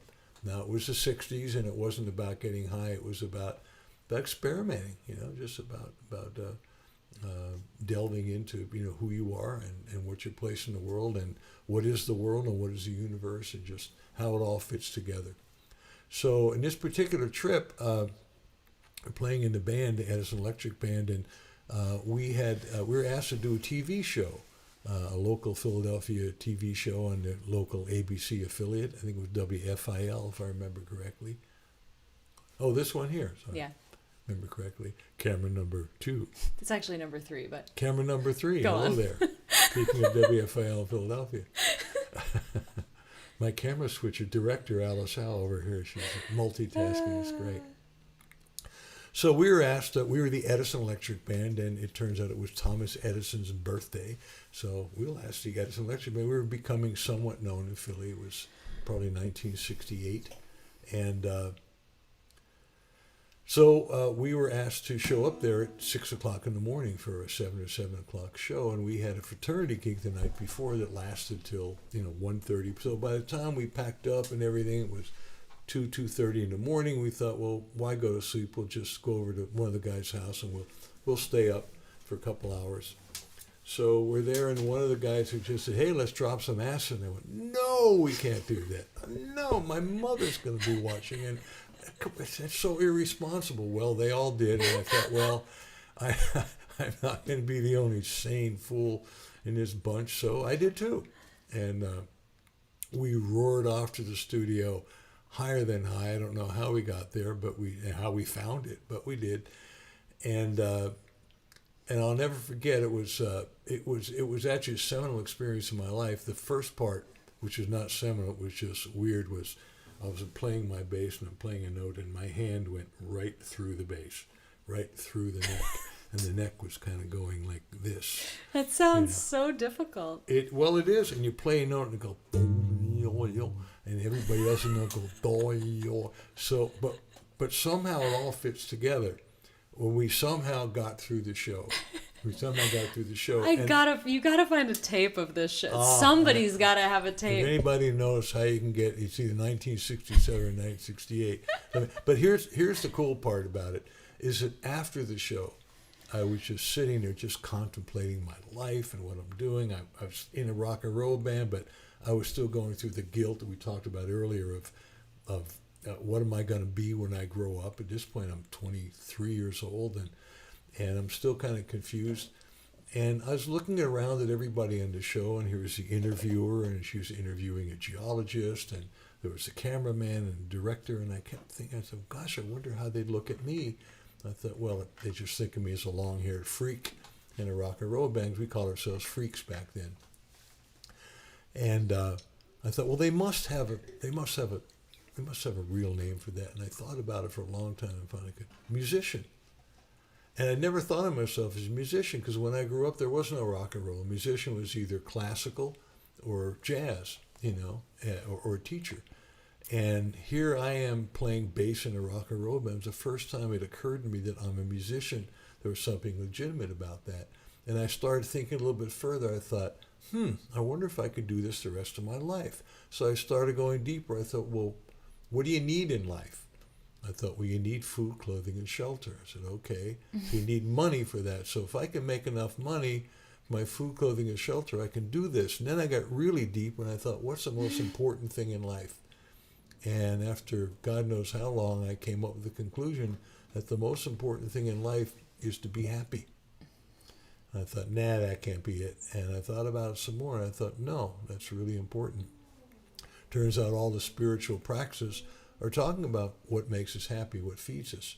And at that moment, I thought, I'm playing music, I'm in a rock and roll band, I can make enough money doing this for my food, clothing, and shelter, so I continue doing this the rest of my life. If I keep doing what I'm doing that I love to do, it could make me happy. And right there at that moment, on that day, in that studio, I said, I found myself. I'm going to be a musician. And that's over 53 years later. And I'm still doing it. Camera number 1. And I'm still doing it. And I can say I've been a pretty happy human being. And that experience was, we have different light bulb moments, seminal experiences. Yeah. I call them points of destiny in your life. And that was definitely one for me. So let me ask you this, Alice. How was a point of destiny for you? Whoa. The point of destiny? Like to where you made a I left, just feel like a left turn. I feel like there are so many, and they're small. Like I don't think of there being just one big, like, I think as we've discussed that the combination of preparation and luck is opportunity. Yeah. And so I feel like preparation means opportunity, right? Yeah, right. And I think that I've had different moments like that because I've set myself up for them, and I've tried to place myself in the right place at the right time. And you never know, but I think, one that comes to mind. Just like your song, you just never know. Yeah. When I was living out in Seattle, I applied for a set at the Folklife Festival, which is an annual festival in Seattle with tons and tons of artists, and it's outdoors and it goes on all weekend. And I actually was selected for a set, which I was kind of shocked by because I was... How old were you at this point? I was like 23. After and college. I had just graduated from Smith, and I had moved out to Seattle, and I just was so thrilled that I got that 15-minute or 20-minute set, and it just happened to be at a pretty cool little indoor space, and it had started raining outside because it's Seattle, and so everybody came in, and there was a lot of people there, and that's where I met Bill Lippy. And Bill, maybe he's watching tonight, but Bill has a wonderful house concert series in Seattle that he's done for years and years, maybe a decade or more, and he has just killer acts every time people come. He has maybe 60 people that come to his home, maybe even more than that. And it's just one of the best gigs in town for an artist because he pays you really well. He takes such good care of you. Him and his wife, Mickey, are just wonderful. And so at that time, he came up to me after my set at Folklife, and he was just effusively complimenting me and saying, I don't usually have local acts, but maybe Alice, I could have you come open for this woman at my concert series, whose name is Antje Duvakot. Maybe you've heard of her. And not only had I heard of her, but I had interviewed her for a project in high school where, as my senior year project when I was 18 in Newton, Mass, I did this kind of thesis paper about songwriters, and I interviewed Richard Schindel and Antje, and so I knew her, and I was a huge fan, and so I got to open for her at his house, and I just remember different conversations with Bill after that where he was really pushing me to be so are you gonna take this seriously? Alice, are you gonna go for it? And I was at the time still just out of college, and I was nah, I don't know. I didn't want someone to tell me what to do, even though it's I knew where I was going. I just was a little too scared to make that commitment. And I think, well, I'm guessing there's a little bit of the question of the guilt again of the family. Wait a second, I'm supposed to do something else. A little bit of that in there. Yeah, more just like it was more just like a rebellious, like I don't want anyone to tell me that it's time for me to do X, Y, or Z. But anyway, the point of the story is that I feel like there have been different like angels in my life that have come in and kind of shown me something that I needed to know at that time. Like you are one of those people. Thank you. You know, there have been different artists and different like, yeah, just people who have come in to show me what I needed to know at that moment to kind of like push me one step further. But that was a really long answer. No, but it's a good one. Yeah, Bill is a wonderful person, and he's very helpful like that. We all know people who are opinionated, but they're coming from a really pure, honest place. And at first it's like, don't tell me what to do. But the more you think about it, go, but they're right. Right. And well, and I've come back to him since then and been like, Bill, you were completely right, you know, in every way. And like, thank God you just appeared at that moment to be like, hey, are you doing what you're supposed to be doing? It's like, yeah. They loved your story, by the way, I think. Oh, good. I'm glad you guys are enjoying having a little extra time with us here without a guest. Better continuity. Maybe we'll do this more often. Yeah. I did want to announce our cable winner, since we're already over time, and I think we're probably going to go for another 25 minutes or so, because why not do a longer Christmas show? And our winner tonight is Ross and Robin. Oh wow! Yes, that's great. Great. It's always fun when we get to send something to someone we know. So Ross and Robin have done a wonderful house concert series and been very kind to us, and I know it's just coincidence that that's what came up, but. Wow, that's wonderful. So Ross and Robin Scheintaub, if you're still watching, please just say, hey, I know you guys know how to get in touch with me. So thank you so much, everyone, for playing along with us tonight. And we are going to do... Where are you going? No, I'll be right back. Ooh, I get to use... I'm going to use camera, too. Hello. So yes, one more giveaway for tonight. Thank you all. And good, Robin and Ross, I'm glad you're watching. So glad you won for tonight. Okay, Lillian already knows the deal. There's a secret number. It's between 1 and 100. We are giving away a pound of freshly roasted fair trade organic coffee from Fairtrade Coffee Company, who are based in New Jersey. Our good friend Arpy, and he's a coffee connoisseur, and we're so excited to be giving away a pound of his coffee. Thank you so much, Arpy, for supporting Inside Live. So everybody, please pick a number. And if you've already won, maybe sit this one out. Because some of you are like frighteningly lucky. It's really weird. Yeah. Terry, how you doing? Good to see you coming up with a number there. Freebo, I always think of the number, so don't say it out loud. No, I want you to think of a number. And I'm gonna get you a piece of paper, okay? Because I feel like I can't do that because I just saw a number and started looking. I don't know. Well, then I'll use the one that I had. That's fine. I was just trying to give you a turn to be involved. You're so good at this. I will use the number that I already had in mind. What are you gonna play?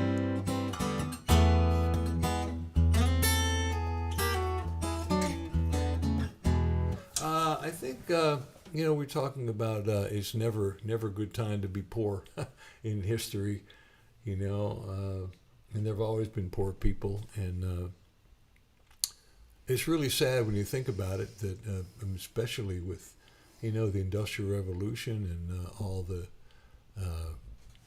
the progress in terms of agriculture and everything, there certainly is enough food and enough wealth to go around, but human beings tend to be greedy, and we've seen that throughout history, and so there always have been and probably always will be the haves and the have-nots, and there are so many of the have-nots these days who are homeless, and living here in Los Angeles, there are a lot of homeless people.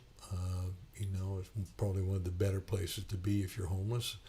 At least the weather's pretty decent, and you can survive somehow. But it's an unfortunate situation, and I wanted to write a song about that. I think it came from having spent so many years in and around the folk world. And I was really first introduced to it with Bonnie and Maria Moldauer, and we played the Philadelphia Folk Festival and Mariposa and quite a few folk festivals. And I'm now very much in the folk world as a singer-songwriter. So, and there's this tradition of writing about and singing about the working people and social issues. So I wanted to write a song about homelessness, and I'd like to share it with you now. What year is your guitar again? It's a 64 Martin D28.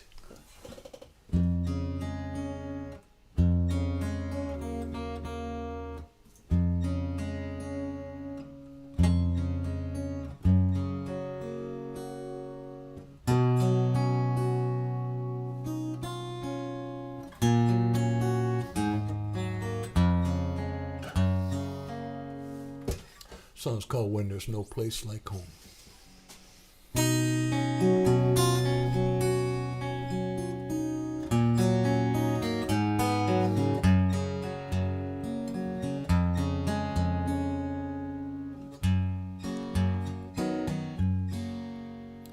I used to be your neighbor. I had my job and I had my pride, but they shipped them both to China, and it ripped a hole inside. They took my house last summer. Now I'm hungry, cold, and scared, and I'm wondering, does anybody care? When there's no place like home, and you're out on your own, you feel abandoned and alone. When there's no place like home.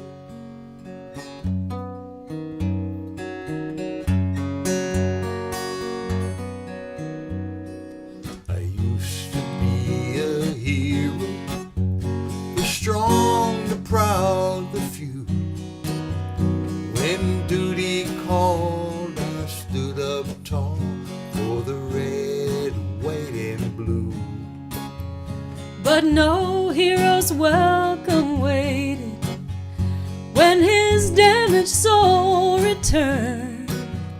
Uncle Sam don't give a damn, that's what I learned. When there's no place like home, and you're out on your own, you feel abandoned and alone. When there's no place like home. Please don't look right past me. A simple smile could help me make it through. I could be you. If home is where the heart is, then where's the heart supposed to go? When your living room's a cardboard box and your address is Skid Row. If a man's home is his castle and the place where he is king, What happens when he loses everything? When there's no place like home, and you're out on your own, you feel abandoned and alone. When there's no place like home.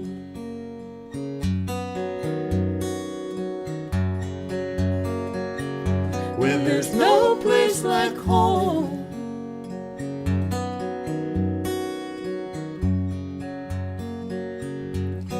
There's no place like home.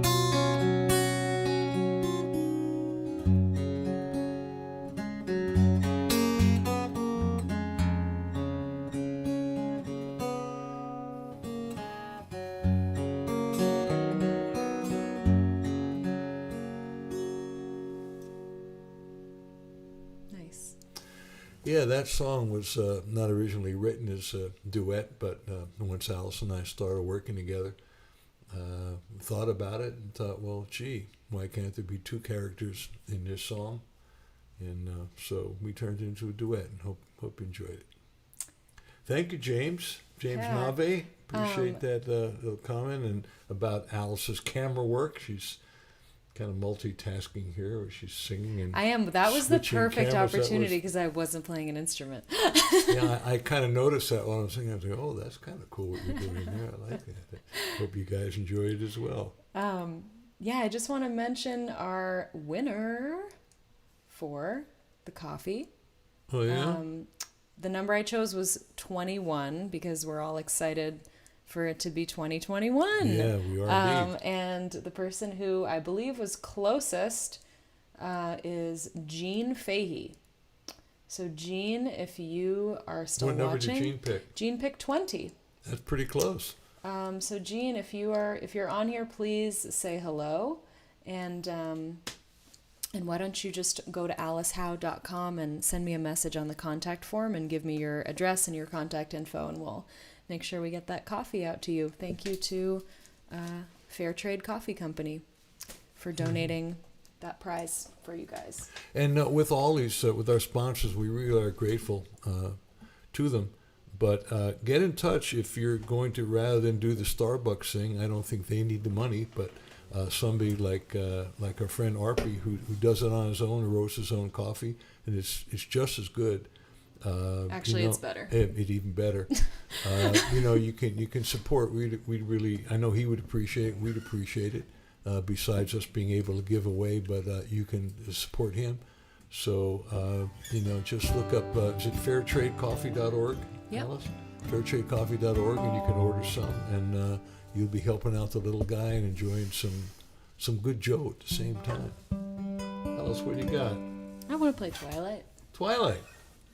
Good old Twilight. Yeah, tell me a little bit about Twilight and how this came about. Because I feel really good that you allowed me into this song. It's a beautiful song, and Allowed. you did. You allowed me into It's it. an accurate. Which is really nice. Tell me a little bit about that. Yeah, well, Part of the interview. I would say definitely qualifies as one of my points of destiny, in that when I met you, Freebo, I had just put out my EP. It was actually about to come out, rather. It's called You've Been Away So Long, and I'm sure many of you have heard it. Beautiful record. It ended up having a #1 song on folk radio, Homeland Blues, which was totally unexpected and really exciting.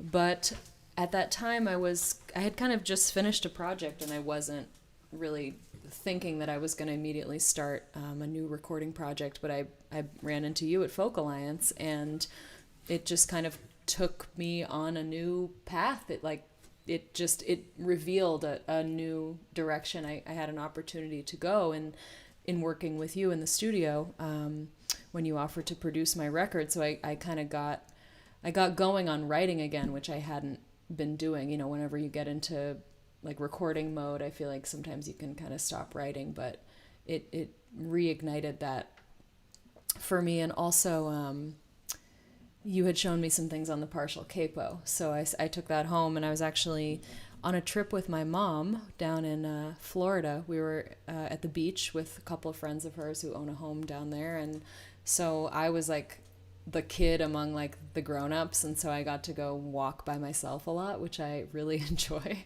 in a beautiful, warm place. So I was just actually biking up and down this road, just like back and forth. It was like this flat little dirt road, and I was singing to myself because that's what I like to do. When I start a song, I often just sing to myself whatever comes to mind. I've been doing that since I was a kid, and I just, if I catch something good, I'll try to remember it and go home and write it down. Do you remember, were you singing them da da da da da da da da? Were you singing that melody, or I know dirt road in the late afternoon? I mean, what came to you first? Do you remember?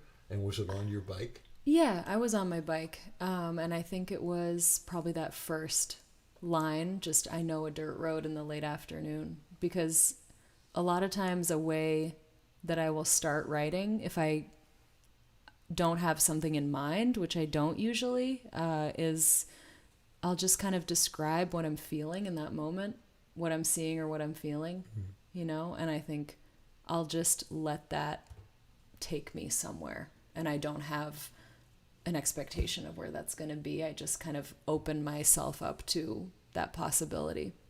So that's kind of what happened. I know a dirt road in the late afternoon, and then that just kind of takes me to like, oh, well, then I ask myself like, well, what are you thinking about right now? You know? And then I think that sort of goes to the next place from there. But when I was like, you know, had kind of a basic structure of the song and a lot of lyrics written, that's when I brought it to you. And I said, hey, do you think you could help me make this song better? And you certainly did. So, well, I remember what I heard. I mean, obviously I heard a lot of wonderful stuff. I mean, I love your lyrics, and I mean, they're very evocative.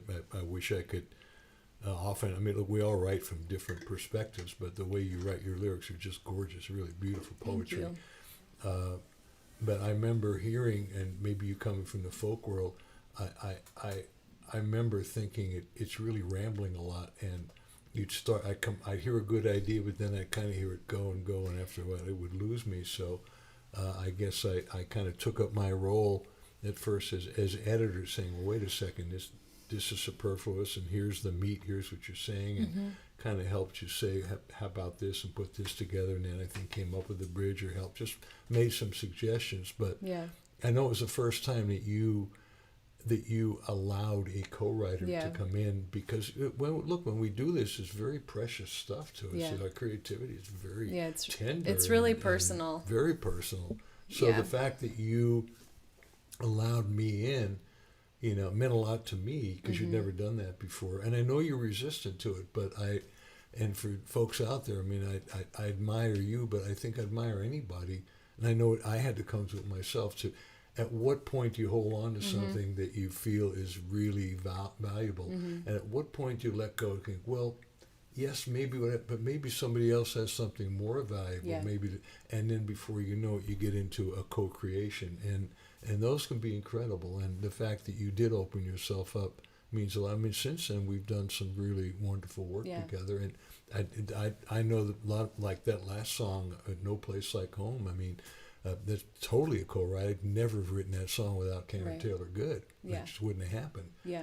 You know, and I had a lot of ideas, but man, her ideas just really sprung other ideas of mine. And so I appreciate that. Yeah, thank you. And I give myself credit for letting that happen too, because it was really scary for me at first. But you're a great collaborator, Freebo. You're a very yes person. So it's easy to...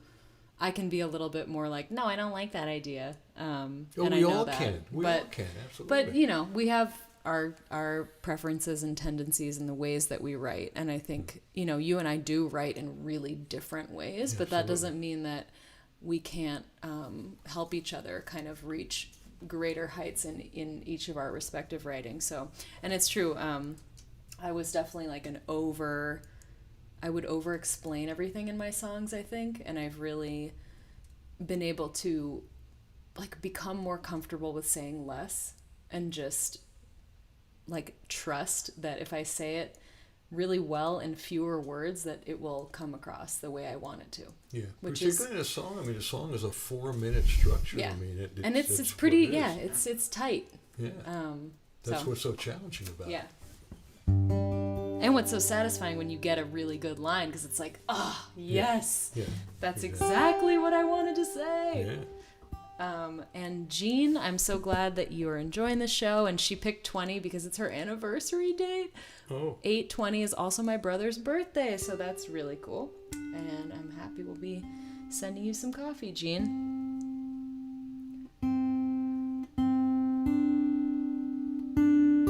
Glad you guys are all still here. We seem to have kind of a steady quantity of people here. So glad you're enjoying the chatter.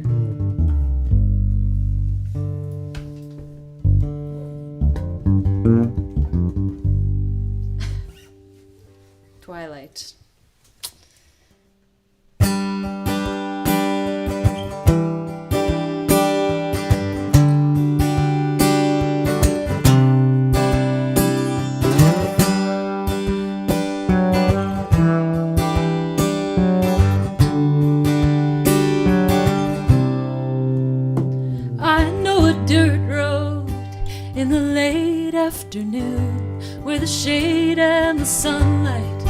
gather in pools.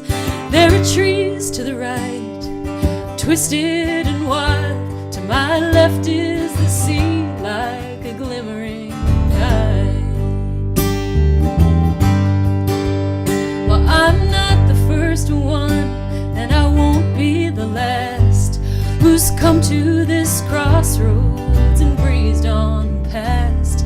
With my destination, my only concern, one foot on the gas as the yellow light turns. And there's nothing like being alone at twilight. The ocean and I each approaching high tide, held aloft on the waves of my pride. I'm better off walking alone at twilight.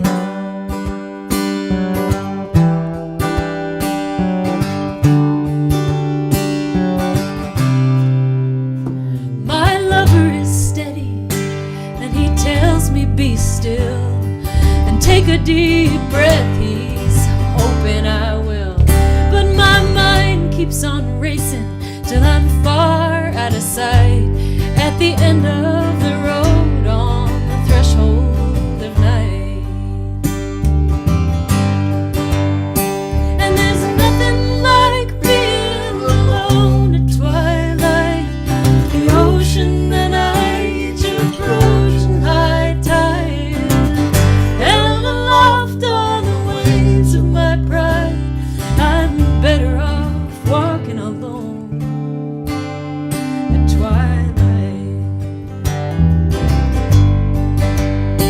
Well, the sun's gone down and the twilight is past. That magic hour, it never lasts. It's a long strand of pearls, one that I'll never own. And the answers I seek are the smallest of stones. So I work till I'm tired, then I lay down to rest, and that takes just a bit of this weight off my chest. But the years stretch before me, I admit that it's true. This restless pursuit is what I'm called to do. And there's nothing like being alone at twilight. The ocean that I each approaching high tide, held aloft on the waves of my pride. I'm better off walking alone. I hate to leave being alone at twilight.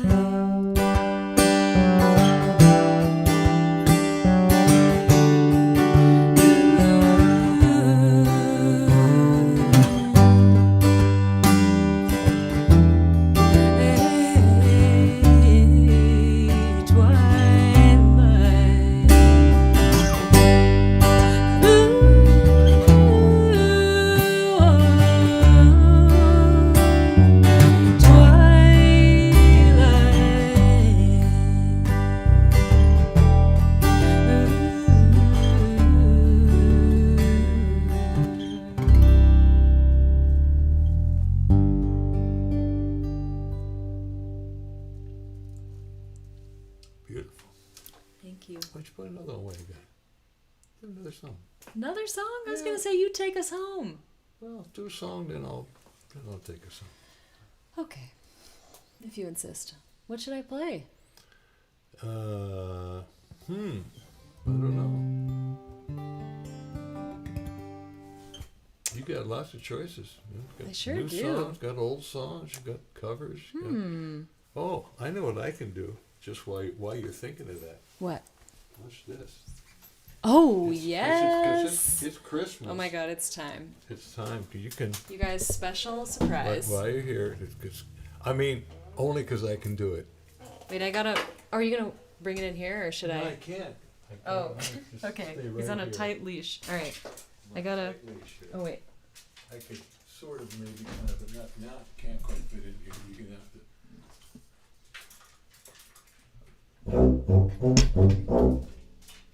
Hold on.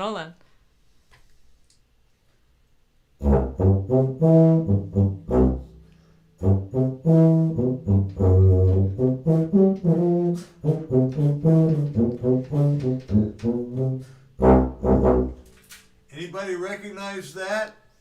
Let's see if somebody picks up on that. I want to know if anybody recognizes that.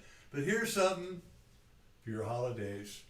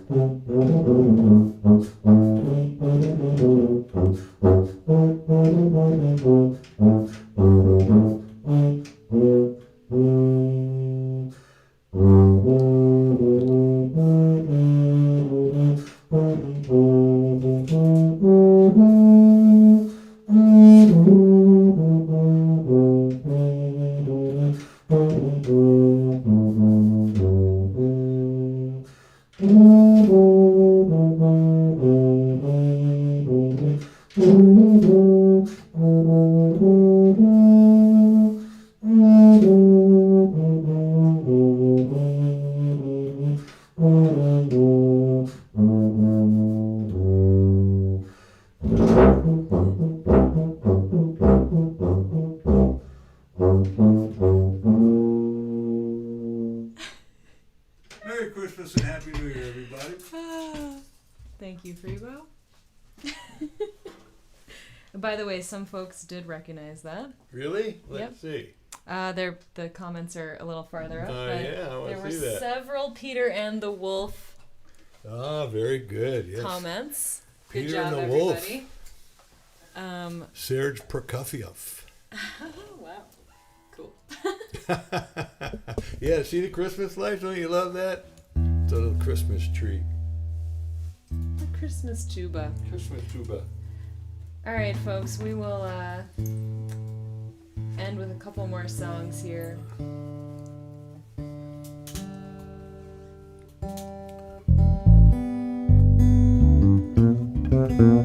Oh, and before you play that song, watch this out. We got one more little surprise for you.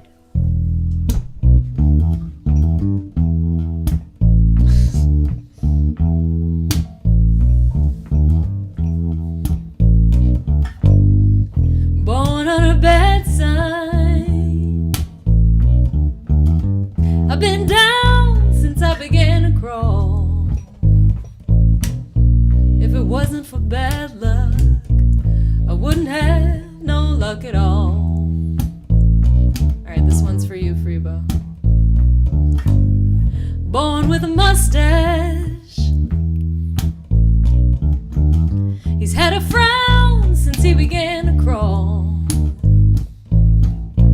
If it weren't for that mustache, he wouldn't have no face at all. One more. Oh man. Wait, how does it go after that? Well, I can't read. I didn't learn how to write. My whole life has been one big fight. Born on a bad sign. I've been down since I began to crawl. If it wasn't for bad luck, wouldn't have no luck at all. Wait, I got one more. My astrologist, she gave me the news. I've been ruled by Saturn, and it gives me the blues. Yeah, born on a bad sign. I've been down since I began to crawl. If it wasn't for bad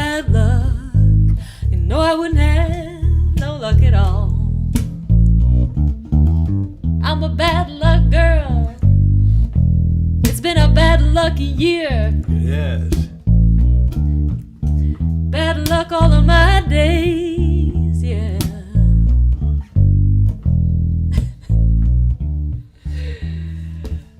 Fade out, Freebo.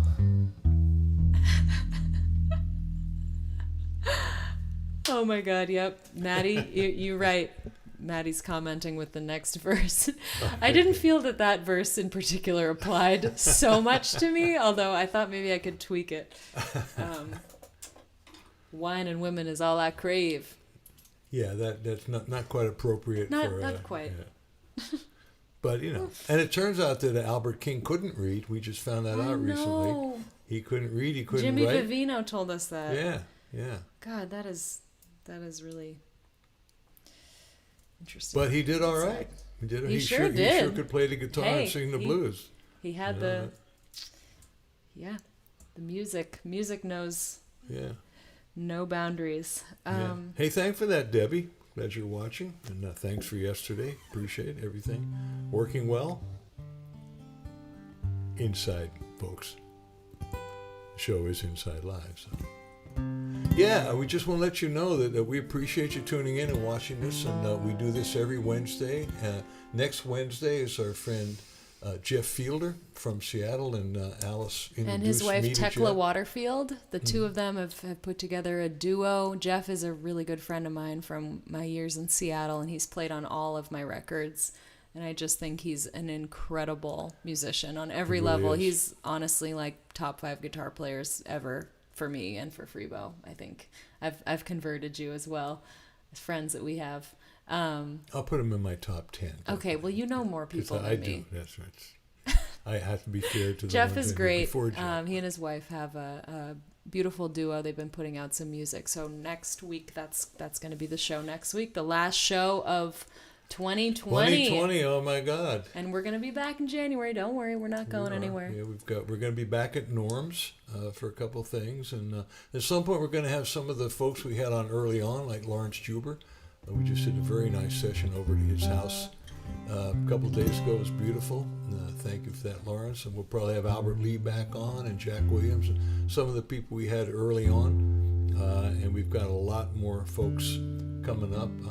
I'm so fortunate to know so many really wonderful musicians, whether they be guitar shredders or blues players, singer-songwriters. There's some interesting folks, and Alice and I know a lot in common, a lot of wonderful people from the folk world. So we're going to keep it coming every Wednesday and tell your friends. And it seems like he does play with Mark Lanigan. That's exactly right. Jeff Fielder does play with Mark Lanigan, and he plays with Amy Ray of the Indigo Girls. Yeah, exactly. And I feel like this was really fun tonight, and we should do this again, Freebo. Yeah, Just well, we not appreciate having a guest, and thank you guys for your comments about the show. I'm glad that this little experiment worked for you all as much as it did for us. Yeah, I like that. Isn't an old woman named after my mother? Do that again. I will.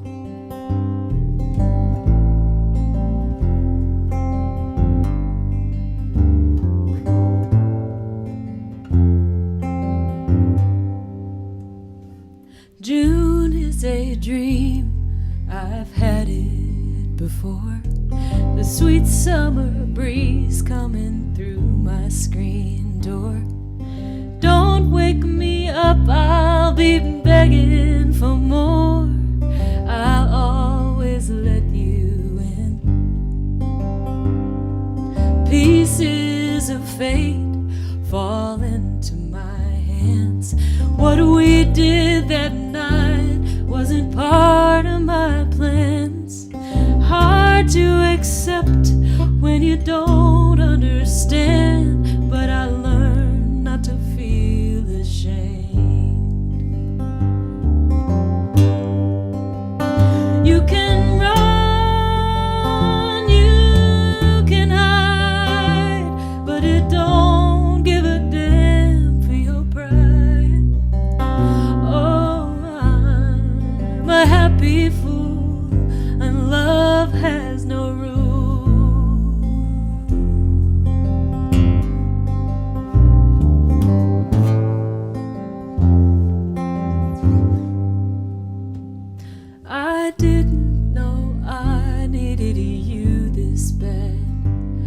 wasn't fully aware of the thirst I had.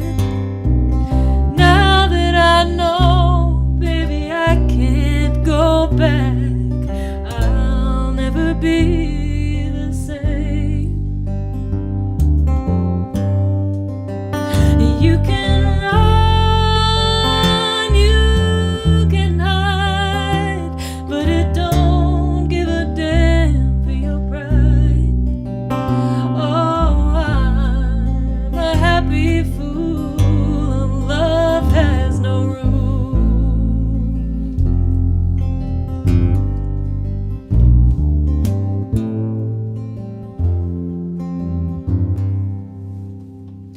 I know that one day we'll be out of time. I could count all the days left before the goodbye. Nobody knows it better than I, but I don't wanna live that way.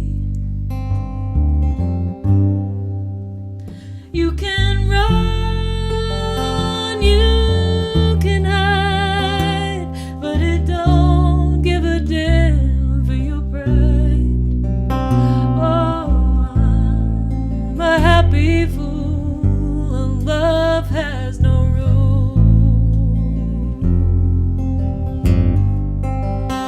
No room.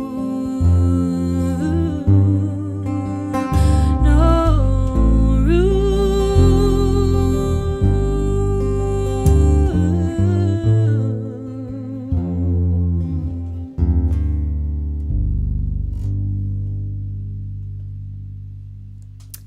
Thank you. Beautiful. What are you gonna do for your last song, Freebo? Well, let's keep them on an up note here. Yeah. Oh, Oh, thank you, Don. Appreciate that. and thank you, Ed. Glad you're watching for the first time. Thank you, Debbie. Yeah, James. James is asking about I started a new video series because 2020 and what else am I going to do with my life? So every Friday I'm going to put up a ballad that I will be performing from my bathroom because it has good acoustics. And so I'm calling the series Bathroom Ballads. And you should subscribe to me on YouTube so that you get notified when I post the next video. But they'll be up on Instagram and Facebook as well. So I'd love if you'd follow me in those places so that you can see the next installment. There's one up already, but so the key is that each one is a Joan Baez inspired like old English ballad because I know so many and I never perform them, and so I thought, what the heck? Yeah. The last one was called Mary Hamilton. I won't give away what this week is gonna be, but I'm pretty excited about it.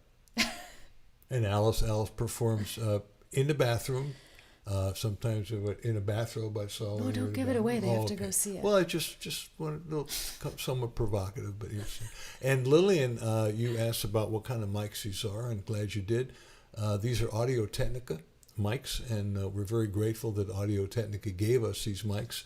We have these two dynamic mics, and we also have a mic up here. There's a room mic that's really picks up everything, and we're really grateful for their help, as well as this amplifier. This is a Fishman loud box, and Fishman also has been very gracious and in supporting us. They gave us this amp. I had one, and Alice had one, and they gave us another one.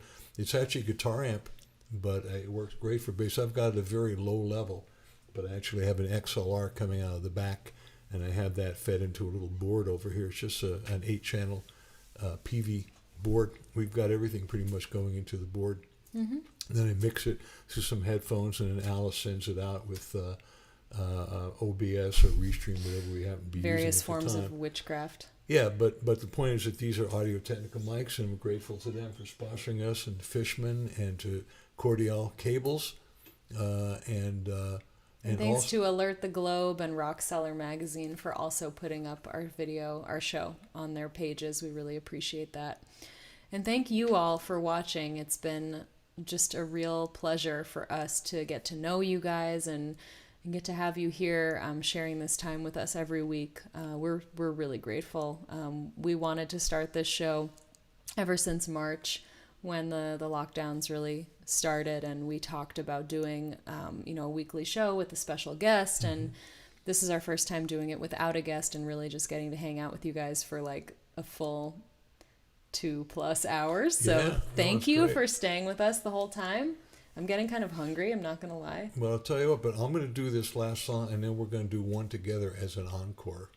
And we don't usually do this on the shows we do with other people, but since you're here and we're here, we're going to do it for you. And somebody just kind of mentioned some of the reference to that old woman named after my mother, and there's a little hint, but stay tuned, folks.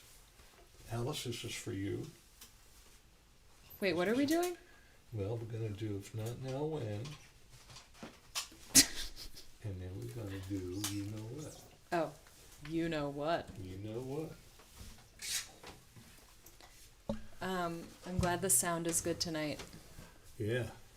Yeah, we're using actually 2 iPhones as the B cameras, and the main one is a Panasonic camera, Mark, if you're asking about that. Lillian, you're welcome, and Don Clune, happy holidays to you, my friend, and thank you for those lovely pictures. Number 88, my buddy Don Clune was an athlete at University of Pennsylvania, broke all the records for pass catching records, and was in pen relays, and then went on to play with the New York Giants and the Seattle Seahawks way back in the beginning, and we've been good buddies. He's been a wonderful supporter of mine. Appreciate it, Don. We play music together when we get together. I want to see you guys play football. I think we're both past that. Yeah, I might need to call an ambulance. No, when we first met, we used to throw the football around and frisbee, and Ooh, if Terry Muchler says the sound is good, then we are. Oh my gosh. Yes. Terry, you think the sound? That's great. I'll take some credit for that and give the rest of the credit to Alice. It's a group effort. Okay, and this is 2020 is just about over, and 2021 is coming up. Bring it on. Bring it on, and there's all these pent up. Oh, for some of us, pent up rage and pent up anger and pent up what ifs and maybe and Oops. Oh, I got to do this, and well, 2021 is going to be the time it's all going to work out. So I send this song out to all of y'all, as they say in the South, plural of you. And this song is called If Not Now, When, with a little surprise in the middle of it. Goes just like this. Ready, Alice? And Alice does look marvelous this evening, doesn't she? Why, thank you. Did you put on some sort of special makeup or something? Or? I can't share my secrets. Oh, yeah. I offered to do yours, but you declined. I did. All right, here we go. Ready?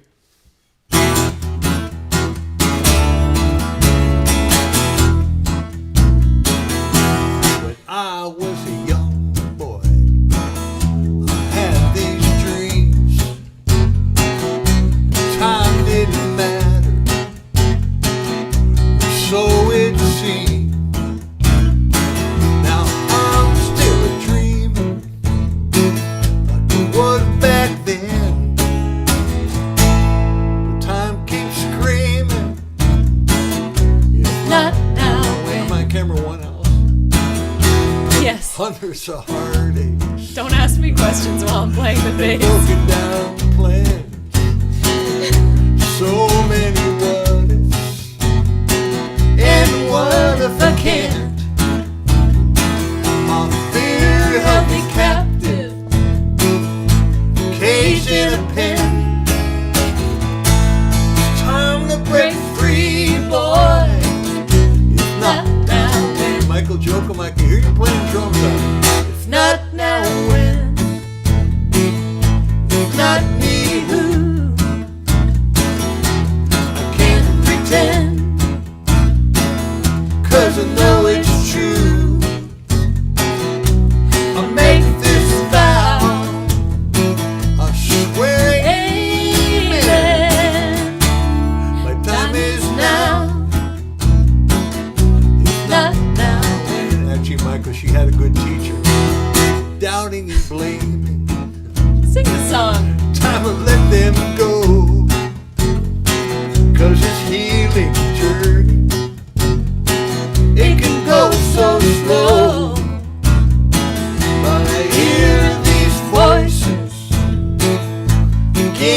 and again.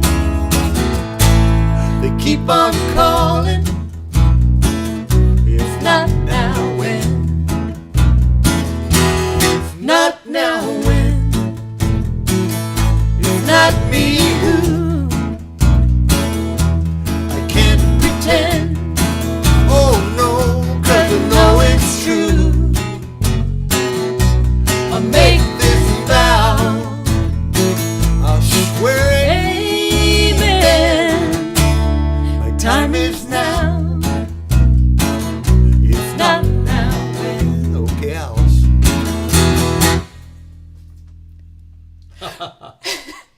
Well, I pulled out of Pittsburgh, rolling down that eastern seaboard. Pretty good. Got my diesel wound up and she's running like never before. There's a speed zone ahead, alright, but I don't see a cop in sight. 6 days on the road and I'm gonna make it home tonight. Well, it seems like a month since I kissed my baby bye-bye. I could have a lot of lovers, but I don't need no other guy. I could find one to hold me tight, but I could never make believe it's alright. 6 days on the road and I'm gonna make it home tonight. Got my 10 forward gears and my sweet Georgia overdrive. Taking little white pills and my eyes are open wide. I just passed a Jimmy and White. I've been passing everything in sight. 6 days on the road and I'm gonna make it home tonight. Switch cameras.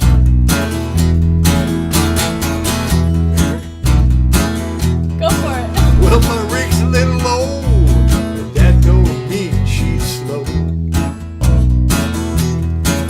I got a flame from my stack and my smoke's blowing black as coal. You know my hometown's coming in sight.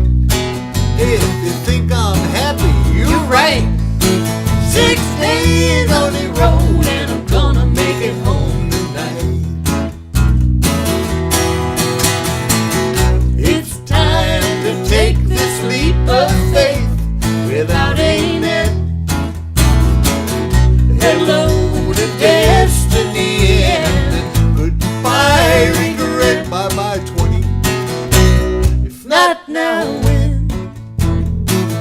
If not me, who? I can't pretend. Oh no, 'cause I know it's true. I make this vow, I swear it. Amen. My time is now. If not now, when? I make this vow, I swear it. Amen. My time is now. Oh, whoa, if not now, when? Say it again. If not now, when? One more time. If not now, when?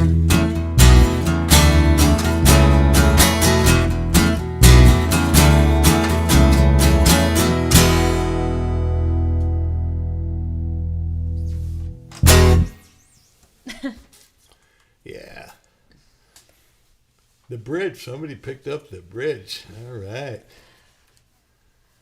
Well, thank you guys. Thank you all. I think we'll finish off with our big closer. This is the encore. I can just hear you in my mind clapping. Gotta make sure I'm in tune here, Alice, for this. That's a good idea. Yeah, thank you guys, and thank you so much to everyone who has sent us a tip. We so appreciate it. We really do. Thank you so if much. If you are in a position to send us a donation, think of it as your ticket for tonight's show. please do go ahead and send that to Venmo or PayPal. If you look me up on either Venmo or PayPal, it's Alice Howe Music. You can also enter my email address into PayPal and I'll come up. It's alice@alicehowe.com. Or look me up as Alice Howe Music. It's right here. Show us some love with a tip. PayPal.me/AliceHoweMusic or Venmo at Alice Howe Music. And you can find all of our recorded music on all streaming platforms, or if you would like to support us by ordering CDs, you can do that on each of our websites. I think I saw some of CD Baby. Oh, yeah. Okay, they're still doing it. I have vinyl. Yeah. If you want to order vinyl, you can do that on my website, alicehowe.com. This is my record that came out last year that Freebo produced, and It's a nice record. we are hard at work on another one. I'm really excited about that. So, Well, we're going to leave you with this last tune, and again, we just can't thank you enough for tuning in, and we do wish you happy holidays. Be safe. You know, it's not time to let your guard down. I know I'm preaching to the choir, but it's easy to do it. It just takes just a minute. There was just a really heartbreaking article, front page of the LA Times, about a guy who got it and was on a ventilator and died, and just broke his family's hearts. And it's happening with a lot of people. We don't all happen to have the kind of money or the circumstances where we can get first-rate health care right off the bat, like some of our leaders seem to be able to get. After a couple of days they're healed, then others die. So part of the inequities that are going on will always go on. All we can do is take care of ourselves. So please do take care of yourselves, and we will see you next week with Jeff Fielder and his lovely wife, Tekla Waterfield. And what are we calling it? Waterfield and Fielder? Well, that's not really their band name, but Fielder and Waterfield. their last names they both have the word field in them. I feel like they should come up with a band name that's Fielder and Waterfield. The Fields. Yeah, the Fielders. So we showed this picture earlier of Bonnie and me, and they were wonderful days. And back in those days of the duo, Bonnie would bring a tune to me, and I said, "Here, learn it." And of course I would, but in the process, I guess I couldn't help doing my thing, and throw in some suggestions. And I feel good about my part of the music in those days. And this is one of those songs where I feel that I did have a part of the arrangement in it, and that arrangement found its way onto the record, and we've played it and sung it together hundreds of times. And I just recorded about a year ago my own version. I'm going to send that out in singles sometime, in single version sometime in 2021. And when Alice and I started working together, we turned it into a duet. So this is our version of John Prinor's beautiful song, "Angel from Montgomery."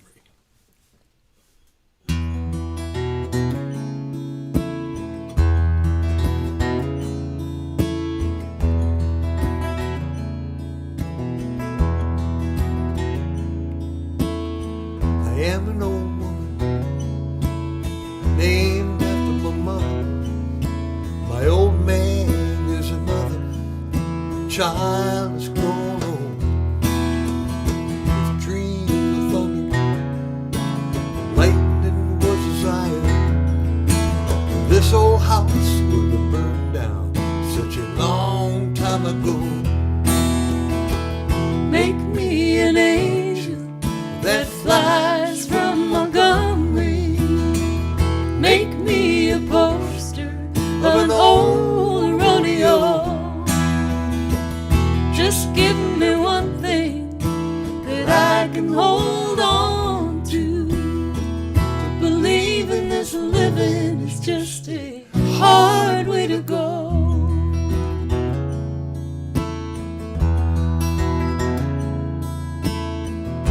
When I was a young girl, I had me a cowboy. He weren't much to look at, just a free rambling man.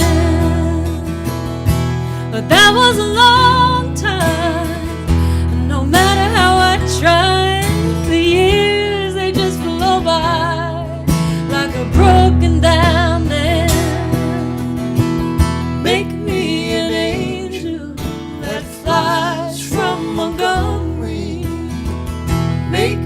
a poster of an old rodeo. Just give me one thing that I can hold on to. But believing this living is just a hard way to go.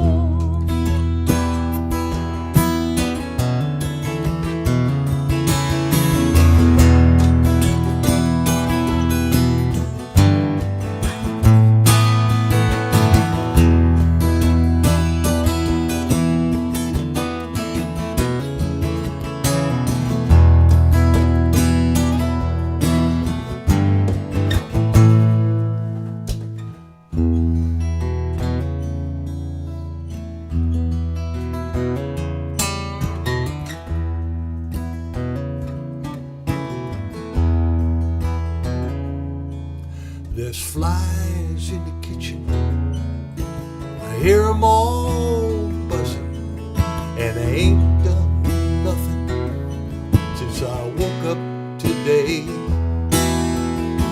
How the hell can a person go to work in the morning and come home in the evening and have nothing to say? Make me an angel that flies from Montgomery. Make me a poster of an old rodeo. Just give me one thing that I can hold on to. But believing this living is just a hard way to go. To believe in this living is just a hard way to go. Yes, it is.